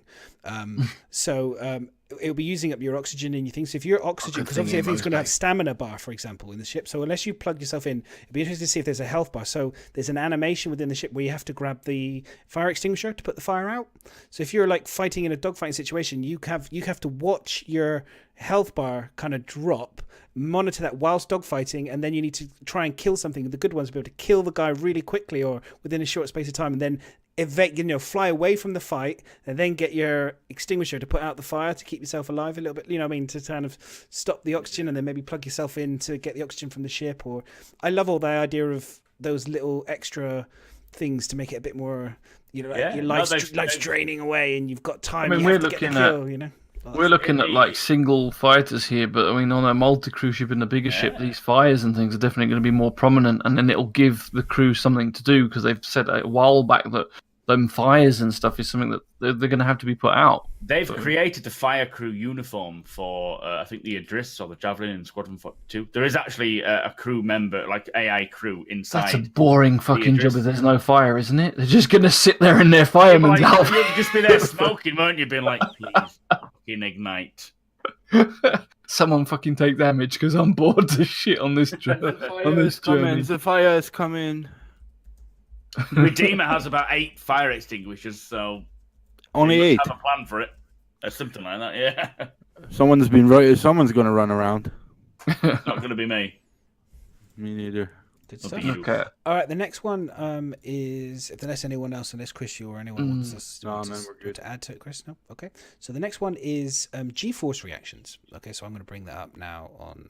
There's like this and there. This is actually quite good, because when I was watching... let me just push it live. Here we go. So everyone's up to speed with it. When I saw this, firstly, the stars look amazing, and the trails look fantastic. I'm really excited about having trails in the game to see where people are flying. It's great. That is an indicator where when I saw the shaking originally, they didn't show. They didn't show enough of that through the eyes. So if you're being hit, like, I want to know how much that is going to affect when I'm flying. How much it's going to fuck up my view, and you can see it there briefly at the beginning. When you see it shaking, it doesn't look too bad, so I was kind of pleased. It looked much more violent in some of the animations. The head's doing this, and I was a bit like, oh my god, my view is going to be terrible. But it actually looks pretty good. Subtle, though. I think it looks very good, and I don't think it's going to be very intrusive. No, I hope not. Yeah. I hope not, because that is one of the things I saw that and I was a little bit worried. It's like there's so many things like that are adding, and I think like my aim is shit as it is. If my head starts wobbling like that as well, and then the heavy breathing that we was talking, going to talk about in a minute, it's like I'm just going to be. I'm going to be able to fucking hit a thing. Yeah. I can't anyway, but yeah, I do hope that's like a missile explosion, because that would shake. Yeah. But yeah, just every time someone hits you with fire would be like, Jesus fucking Christ. I hate this game. It's like, I don't know if anyone had the old style false feedbacks for like steering wheels and stuff for like 20 years. I remember a rally game that I had, and like you just do a slight bump, and the force feedback steering wheel will be like You're flung off the chair, and you're like, whoa! yeah, it's like the strength in the fucking thing would pull me off like to one direction. So I can imagine that in a ship. And, what about One Direction? One Direction. One Direction. The basket boys. Please don't. I love One Direction. You are my fire. Can we remove him from the podcast, please? Oh my god. All right, guys, have a great evening. That's the end of the show, and we will see you all. Hosting! We got to host someone! So, what else was there? Let's have a look. I'm trying to just find something that's good. No, that's the Backdoor Boys. Nice one. Yeah. I think It's the basket boys, man. The fruit troops. Oh, I'm just going to add this because this is just I thought this was just a visual beautiful thing. So this is just a reminder of how much I'm looking forward to getting my this little bad boy, the Cutlass. Yeah, it's gonna be. That was a good shot, man. you can see Matt Googled that as well. Look at him on his phone. Yeah. Trying to pick which one he is. Oh my goodness me! I'm Harry. Okay, this is my thing. All right, okay. He's the one without the beard. The learning curve is going to be interesting because at the moment, I'm curious how fiddly and finicky this startup. Because at the end of the day, it will be fun. This load up sequences and all this button pressing. Maybe once, maybe twice, maybe 3 times. By the 4th time I've seen it, I've done it. I just want to press F5 to get everything going. It's going to be in there. Well, there you can. But, which is good. Just press F5 then. Yeah. Which is what I'm saying. I mean, I think that's a good point to make. A lot of people have kind of moaned about the interaction system a little bit before even trying it. But yeah, everything will be bindable on keyboards, keybind. Sorry. So you can do everything that you're kind of doing now. It's just for those people that don't want to have millions of keybinds. They also said something like it's just there are so many keybinds that it gives you an aid. So I can't remember how to do this. So you can at least look down and still take control of your ship. I think it's dependable on what you're flying as well. I can imagine that someone like Madness that wants to get in his seat and start shooting shit, he wants a fast startup. Someone like myself that likes transporting might want to RP that in a bit, and it's like, oh, I'll do the startup myself, you know. And in another situation, when I need to fuck off very quickly, I'll use the hotkey, for example. But if I'm taking off from a planet and I'm just chilling, I don't mind pressing those buttons. But it's situational. I think, yeah, that's good stuff. Right. You probably also have the situation where you want to customize your startup sequence. So if you're trying to stealth out somewhere, you don't want to load up all your systems. Fire everything, yeah. Very true. Yeah, good point. Definitely. No, that's the thing is I'm wondering if they're going to have presets for ships. So we'll be able to preset my favorite kind of loadouts for certain ships, or if it will remember information as well, you know, your favorite. Yes. Because that's one of my main kind of things is that you will. That would be a great thing. You'll be able to preset for certain scenarios. So being completely off the grid, being combat ready, being just enough to sort of I don't know, whatever the ship you've got. A bit with the stealth button, you know, you can press the stealth button and then it's going to reduce things. Obviously, a competent pilot will know will have short keys probably already set up to press. Like I have already certain keys on mine, which is to reduce power, to reduce my IR and EM and all that sort of stuff. So, you know, it's something that I'm already practicing and training for with anticipation for the new flight models. One thing this cockpit ATV kind of showed to me was that I'm kind of worried that I'm just not going to be good enough. They're making it look so complicated with all these different things. You're gonna practice, man. I'm just not going to be good enough. Listen, guys, I'm doing courses. I will do courses for people that have issues. For horses. No, that have issues with confidence. So we're doing some confidence courses, miss. If you want to sign up for that, for you it's free. How's that going to help me fly my ship? And I'm going to help you. Courses. Yeah, I'm going to help you fly your ship, and it will help you in regular life as well. You know what I mean? It's just a good overall treat. But look at that. This is a situation. Madness wants to get in. He wants to get out. He wants to start shooting shit. He rams the button. He has 3 different presets: stealth, full on, and I don't know what tropical surprise, and he and he fires it up. No, I totally agree with Madness that you don't want to be fucking pressing 20 different buttons to go.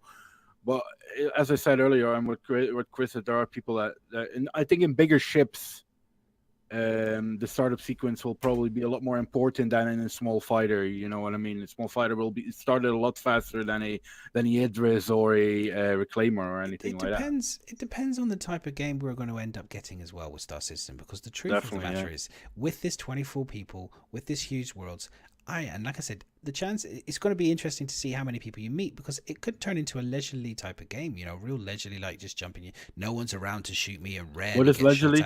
What is leisurely? Leisurely, mean? like just casual, like gaming. Okay, Yeah, I'm not sweating that somebody's going to blow me up every 5 seconds on a pad like I do currently. You know what I mean? It's like, depends if you search for it or not. It's more based on what Chris said. It's more based on, like, if you get into a ship and you're kind of thinking, well, I don't really want to go all out and just be flight ready. I want to just sort of put my power on so I can start scanning to see if anyone's around.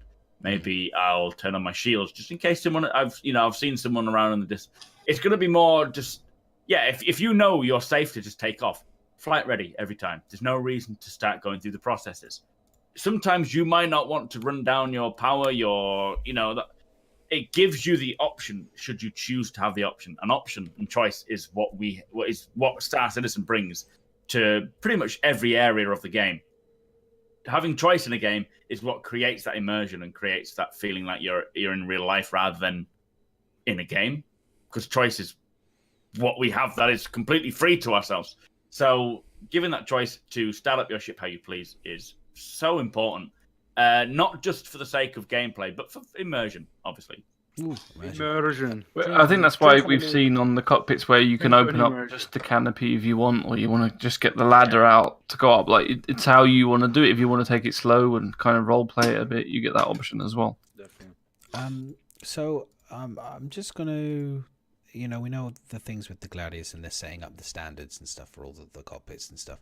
So I'm interested to see what the standards are going to be for the civilian ships and all that stuff as well, to see how they are going to work on. Because at the end of the day, we've all seen the dogfighting ships now, full patch after patch after patch. I mean, the Saber, the new implementation of the Saber looks much better. I think they've learned some good lessons from the Gladius and some of the things from the Gladius mistakes that they've made. I think they've improved that.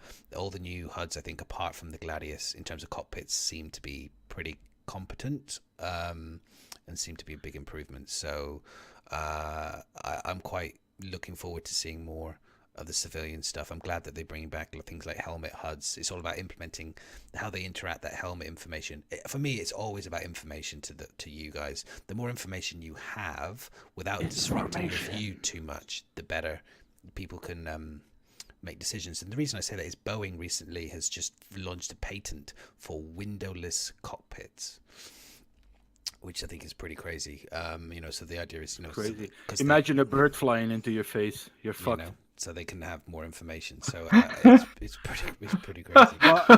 So random. Just imagine birds flying. Not that type of not that kind of windowless. I don't mean like there's no window. Panel fine. We're gonna fly your plane. There's no glass. But Madness, coming back on what we said, and we mentioned it last week, and what is the commander's seat in a multi-crew ship going to do? And I think the startup sequence is a big part of that. You'll have guys manning the guns, and then the captain can start up, and I think it's cool though for the bigger ships. I think for a single player fighter, obviously, it's like I don't know. I'd have to. I think. It needs to do quite a lot of things, doesn't it? It needs to be able to monitor. It needs to have a good degree of I don't know, what does Picard do? I mean, unless Picard is constantly looking at his thing, just playing power on, shields on, engage, engine on. I don't know what he's checking. I reckon he's checking his WhatsApp or something. He's checking Snapchat. Tweets on. If you ever watch a team of people play Bridge Simulator, yes. They do this. Then it's very clear. It's very clear that a captain role is required. Just to coordinate everything.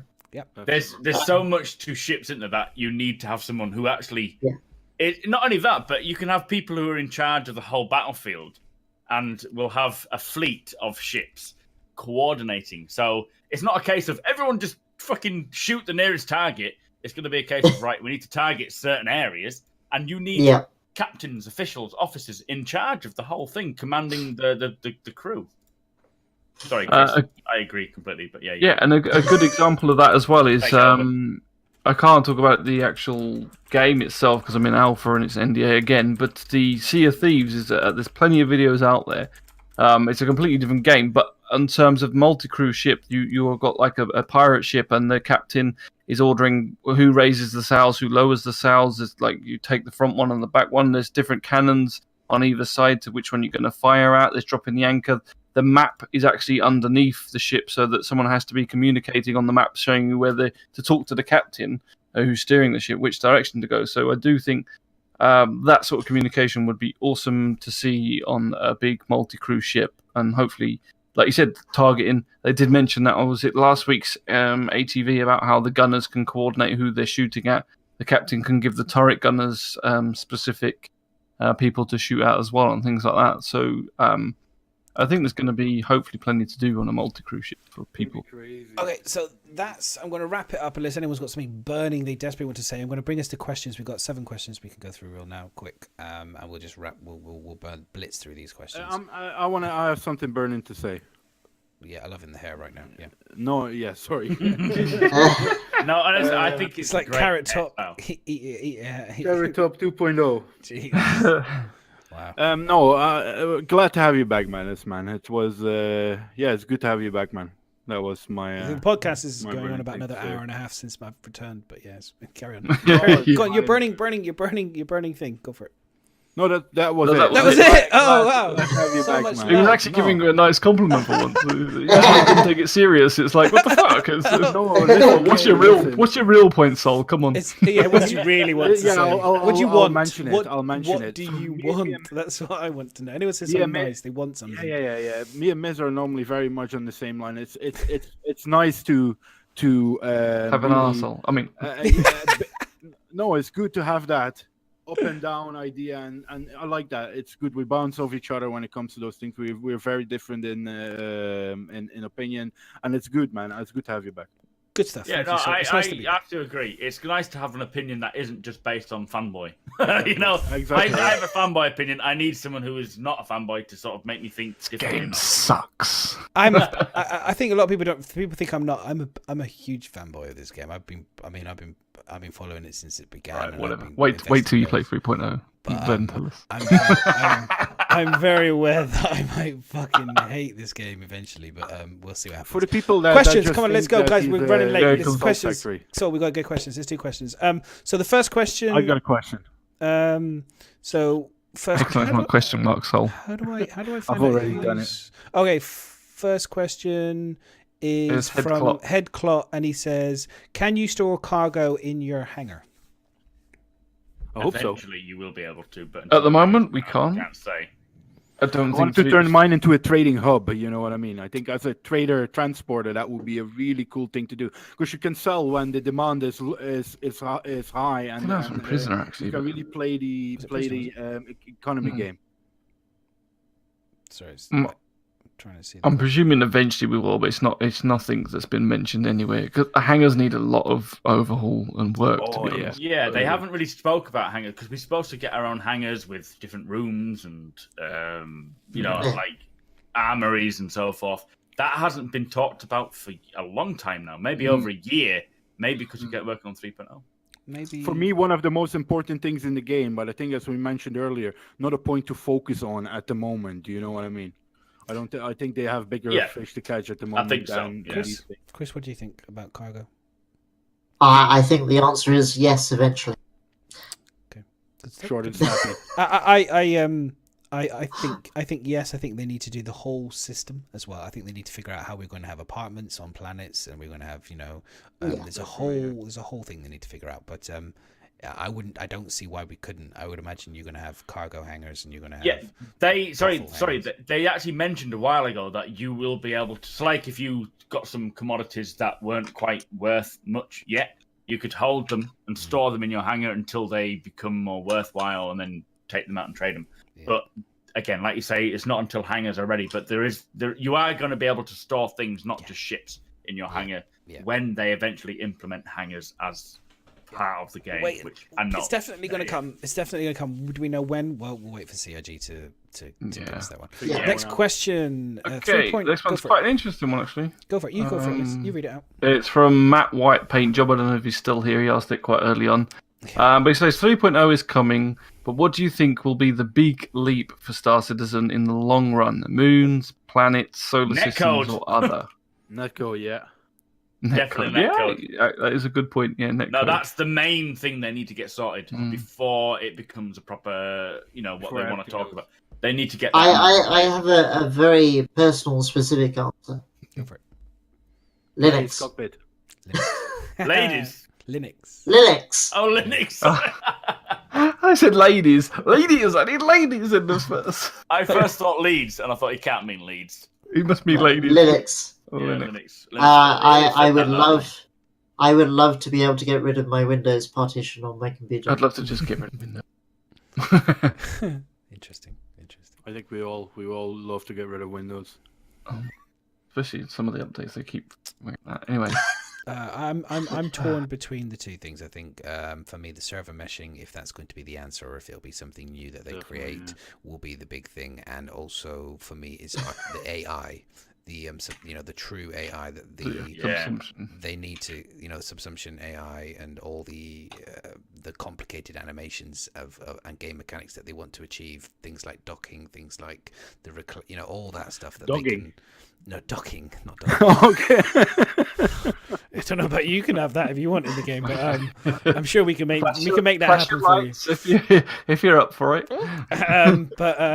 Reclaimer dogging. But no, I think that's for me. Those things. I know it's not one thing, but for me, it's like it's the netcode, it's the AI, it's the complicated animations that they have yet to show us. Flying around is all very well, but I really need to see how they're going to make this reclaimer work to do things. There's a lot of ships that I see, and I want to know how they're going to get them to actually do stuff.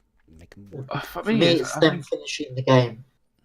Yeah, that's the biggest leap. But I think the difficulty is that, especially with this game, is there's so many aspects and the pushing the boundaries of. There's quite a lot of things that you can consider massive leaps in progression, really. Yeah, it's personal to each person. That's like they're all parts of why people back. To be honest. Yeah. So it's very good. Next question. Unless anyone wants to say anything else. Hello. No. Okay. Next. This one is from which one was that? The last one was from The Prisoner. Isn't this one from White? Matt, no. Paint Job. I'm getting confused. We got some technical difficulties. I'm going Everyone on for the watching. color, but never mind. So the next question, Miz can read out who it's from. Then if I'm getting them wrong, Scrooby-Doo apparently. When do you think we will see the next bounty hunter dedicated ship or module? Tavarian ship, maybe. That's what he's. Oh, the Tavarian has returned. When do you think we'll see the next bounty hunter dedicated ship or module? I think he's saying module. I think it's what he says. Module. I'm actually quite excited to see Tavarin. I'm quite excited to see more on the bounty hunting, but until CIG start approaching the bounty hunting mechanic, which was that 3.1, 3.2? Do we know? Well, I think he's got. I'm going to just. You say it, and then I'll counter. It's fine. I think until we start seeing the mechanic being built, we won't see any more vehicles. Likely until that, maybe a ground-based vehicle, because we haven't seen a planet-side bounty hunting vehicle yet, and I know they're working on ground-based vehicles. But yeah, until the mechanic starts getting worked on, we're not likely to see any more advancements in bounty hunting until that happens. Maybe. Okay. Yeah, so that's a good call. Yeah, I agree. I'll counter slightly in the sense of saying that we have existing ships in the game where mechanics aren't implemented. So there's no reason why CIG couldn't say, hey, this is going to be the new bounty hunting ship. We haven't got any of the mechanics working, but this is the ship we want to do bounty hunting in, and this is what it's going to be. So I don't think that would stop CIG from producing it. We've got the Prospector in 3.0 we can't mine yet. So I mean. Don't you think there's already a lot of ships that we can use for bounty hunting already? He says modules, and I was just going to say is that I actually think if you imagine like Boba Fett, if I was a bounty hunter, if you can take an existing ship, any ship, and start The to Avenger herself. and start to add things, because ultimately that's kind of what Bounty Hunter does. They take things, they add things, and they adapt their ship to suit them. So for me, it's understanding what ships are going to be modular and be able to have more ability to kind of like mix them up and stuff. That's what everybody does. Though. That's not just bounty hunting. Why would just a bounty hunter take no, a but ship? like the Bounty Hunter modules. So I don't know, like grappling. You're taking everything that Boba Fett has done, and a bounty hunter doesn't have to be an illegal, crazy, psycho. Yeah, Well, it could just it could be Western as well. Hunters. Well, bounty hunters are the difference between taking someone dead and alive as well. No, bounty hunting is basically taking someone who's broken away from court when they're supposed to show up and bringing them in. It's not actually a violent profession. The reason why it's violent is because people fucking bloody Django. I think the Cutlass Blue is going to Cutlass Blue will be because it's got cages that you and much. Well, the Avenger. The Avenger why- is classed as a bounty hunter at the moment, right? The Avenger Stalker is, yes. The Stalker, yeah. You have your holding cells. I think it's going to be a career that is more based around capturing people alive than. I think that's the idea, yeah. And you are going to hold them up and say, just don't, let's Come on talk now. about this. Come on. And then Come on now. You're stunned. Get in the cage. I'll shoot myself if you don't get in this cage. I will give you a tropical surprise if you don't hurry up right now. We've got Soul in the bag. The tropical surprise is ready. Get in that cage. Wow! Bring out the soul of the tropical surprise. Get the Pulp Fiction music going. Chris, what do you think? If you can remember, do you want me to read the question? Don't care. Don't fucking care, do you? Leave me the fuck alone. We don't really have any answers. That's why. Sign up to BritizenCon. Fuck no. Give us money. I'm getting tired. Oh, okay, no problem, Chris. We'll wrapping it up. We're wrapping it up. Does anyone think that the BUKS and the Retaliator modules will be in the anniversary sale? Yes. What? Sorry. BUKS. Fuck. The body upgrade kits. The Retaliator. And the Oh, Retaliator body modules. The body I upgrade think- kits and the Retaliator modules. Yeah. I don't see why they wouldn't. Yeah, they should be. Yeah, I would say so. Yep. Yep, I think so. If they were before, then they next- should be. Yeah. Yeah, if they're not, yeah, they should be. I agree. Next is a usual when question by Tits McGee. When does it seem like PTU will be coming? Well, probably another Soon. month, When maybe it's 2 ready. months. Another month, maybe 2 if you're lucky. Head clock. Yesterday. Yes. Next question is: Yesterday. what are your thoughts on Elon Musk? He He's sounds also- like an aftershave, in my I think, opinion. I think smells I mean, good. he's too Owner of good for Tesla. America. Is all I'm saying. He should be in Too good Britain. for America. Yeah. That's my thought. He wasn't he mentioned on Star Trek He was being- Discovery? I He don't- was mentioned like, don't you want to be renowned in history as Elon. Yes. like I don't know someone else, Elon Musk, someone else. So they actually dropped him in there for the lore of Star Trek Discovery. Quite He's impressed doing by that. He's doing some amazing things, and he's the sort of person that schools and TV shows and more of our scientists and more of the people who are trying to further humankind should be the ones that are on E News rather than the Kardashians and that fucking shit. Honestly, He should work for CIG. these people are the ones that should be, in my opinion. My son and stuff. I'll be saying, look, yeah, okay, there's just your footballer and stuff earning $200,000 a week, great, but Elon Musk, he's actually trying to get humans to Mars. So He's the real star. he's Yeah. the real deal. So yeah, he's a superstar in my opinion. Question was, what were your thoughts on him? Yeah, that's my thoughts. Smells nice. Superstar. Smells nice. Good. Awesome. Superstar. And then the last question. Final question Go for it. is: if space whales are officially put in game, should there be a whaling ship dedicated to hunting? Moby Dick Yes. style. Yeah. There needs to be a balance to it. I think whales should think be so. living off of giant gases. So when you go in your starfare and You're you fine. start collecting the gases, you think you're quite safe as long as you keep a certain distance from the gas giant. A whale will come up and just go. You can send an Aurora full with explosives. You could Missile do that. fly it. That would work. I think we should. Yeah, yes, the whale. Exactly. Yeah, Moby Dick, and we could do. It'd be fantastic for streaming as well because people be able to get in character, it's a get must. dressed up. and kind of like pretend to go out whale hunting. I can't wait for Sea of Thieves as well. I'm going to do well. You know, it's going to be great. Love it. People get dressed up in characters. Be a good laugh for streaming in. Cool. Yep. I think all that's right all then. the questions. So we're going to wrap it up, folks. Wrap it up, guys. So, because Chris is tired, I'm tired. I think we're all tired. I think it's a good place to wrap it. It's been wrap it up. Wrap it up. Okay, Yeah, guys. So, late. if you want to very quickly, Chris, tell us what you're going to be up to. Sleeping? What, during the week? Yeah, what are you going to do? What's your plan this week? What are you doing? More work for BritizenCon. This week, I'm mostly going to work. Okay. So, anything on the radar of this week for BritizenCon? I'm going to carry on plugging away at doing a better promo video than the one that you saw earlier. Cool. We'll show that on the way out. We'll maybe show it as on well. the way out. Yeah, we'll do another loadout. Cool. Yep. So hopefully we'll see some updating that. Like I said before, if you see the channel, everybody make sure you give BritizenCon a follow on Twitch because that's where the show will be on the day. Make sure you go to the BritizenCon website and buy a ticket. Yeah, buy that ticket, guys. You got to do If it. you can't go, make sure you link. just donate There you go. because we need it. Thank you, Nexus. The promo code is active until all 10 people use 10 it. are 10. taken. Yeah.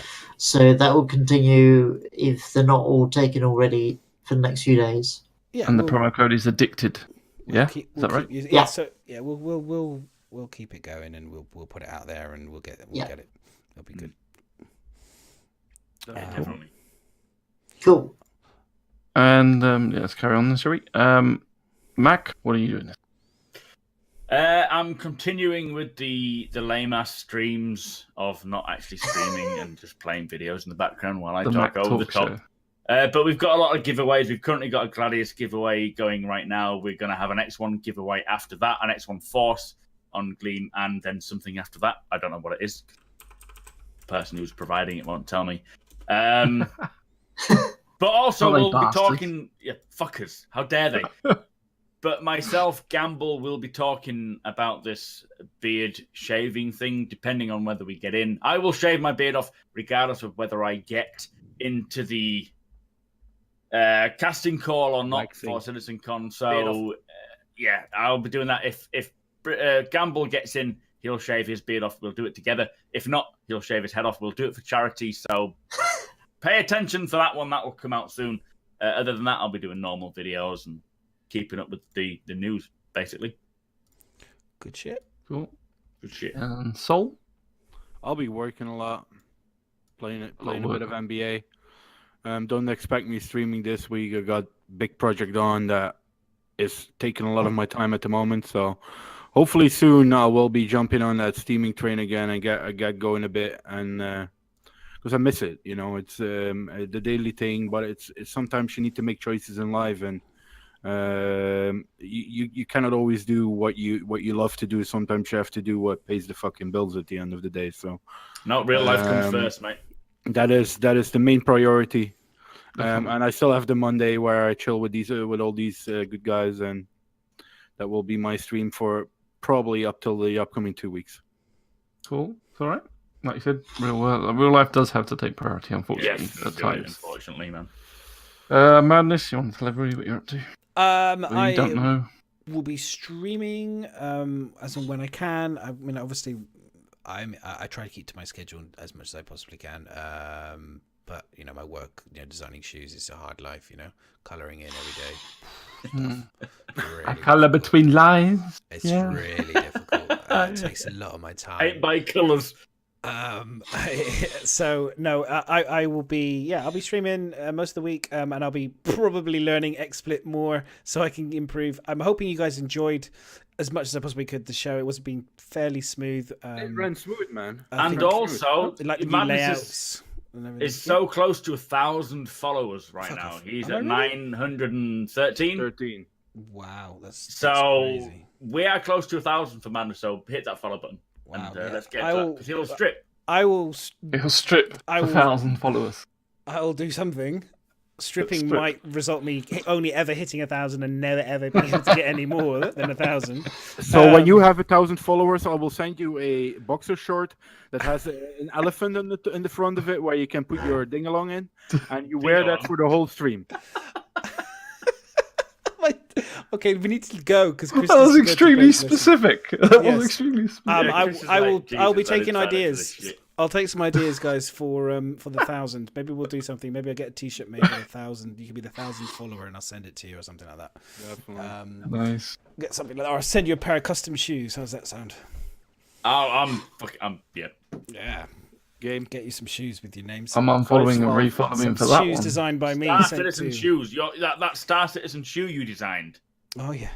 Well. Yes. Can we push that through Robert's Space Industries Pro? We can Send try. it to Converse. Yeah. Miz, because I'm moving on because Chris was going to collapse.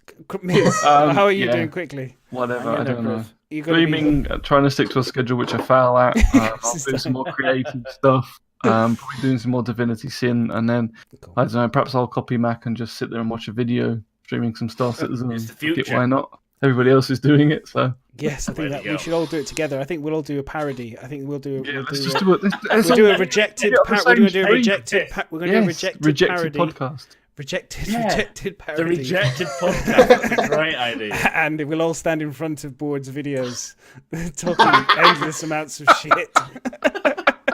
Dude, it works. Trust me.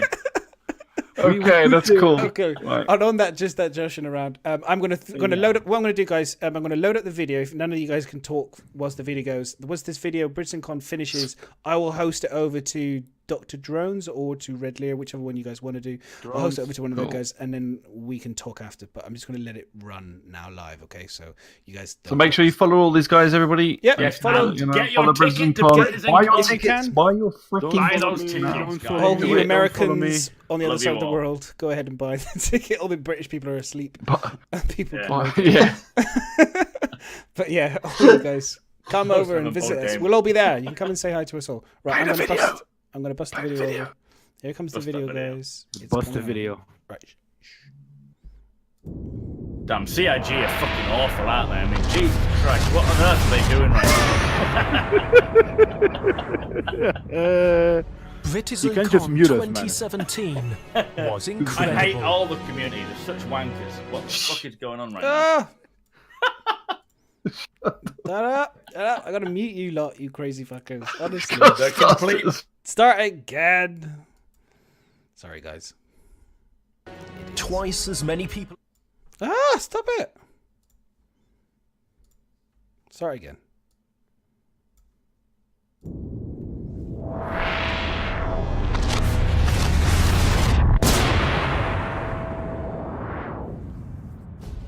BritizenCon 2017 was incredible. Twice as many people attended than 2016. We had twice as many dev panels as 2016, one on design and one on technology, including the legendary Brian Chambers, fantastic prizes in our Arena Commander competition, and much more. But BritizenCon 2018 is going to be even bigger. With more competitions, more competitors, and more prizes. More exhibitors showing off everything from fan-made costumes to the latest peripherals and hardware.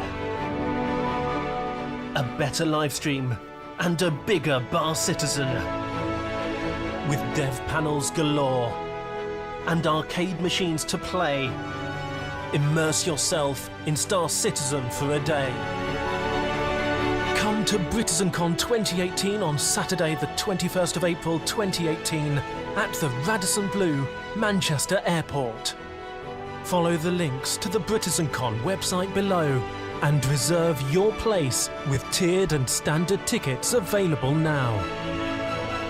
Don't miss this incredible opportunity to meet your fellow citizens and the devs making our dreams come true. BritizenCon 2018.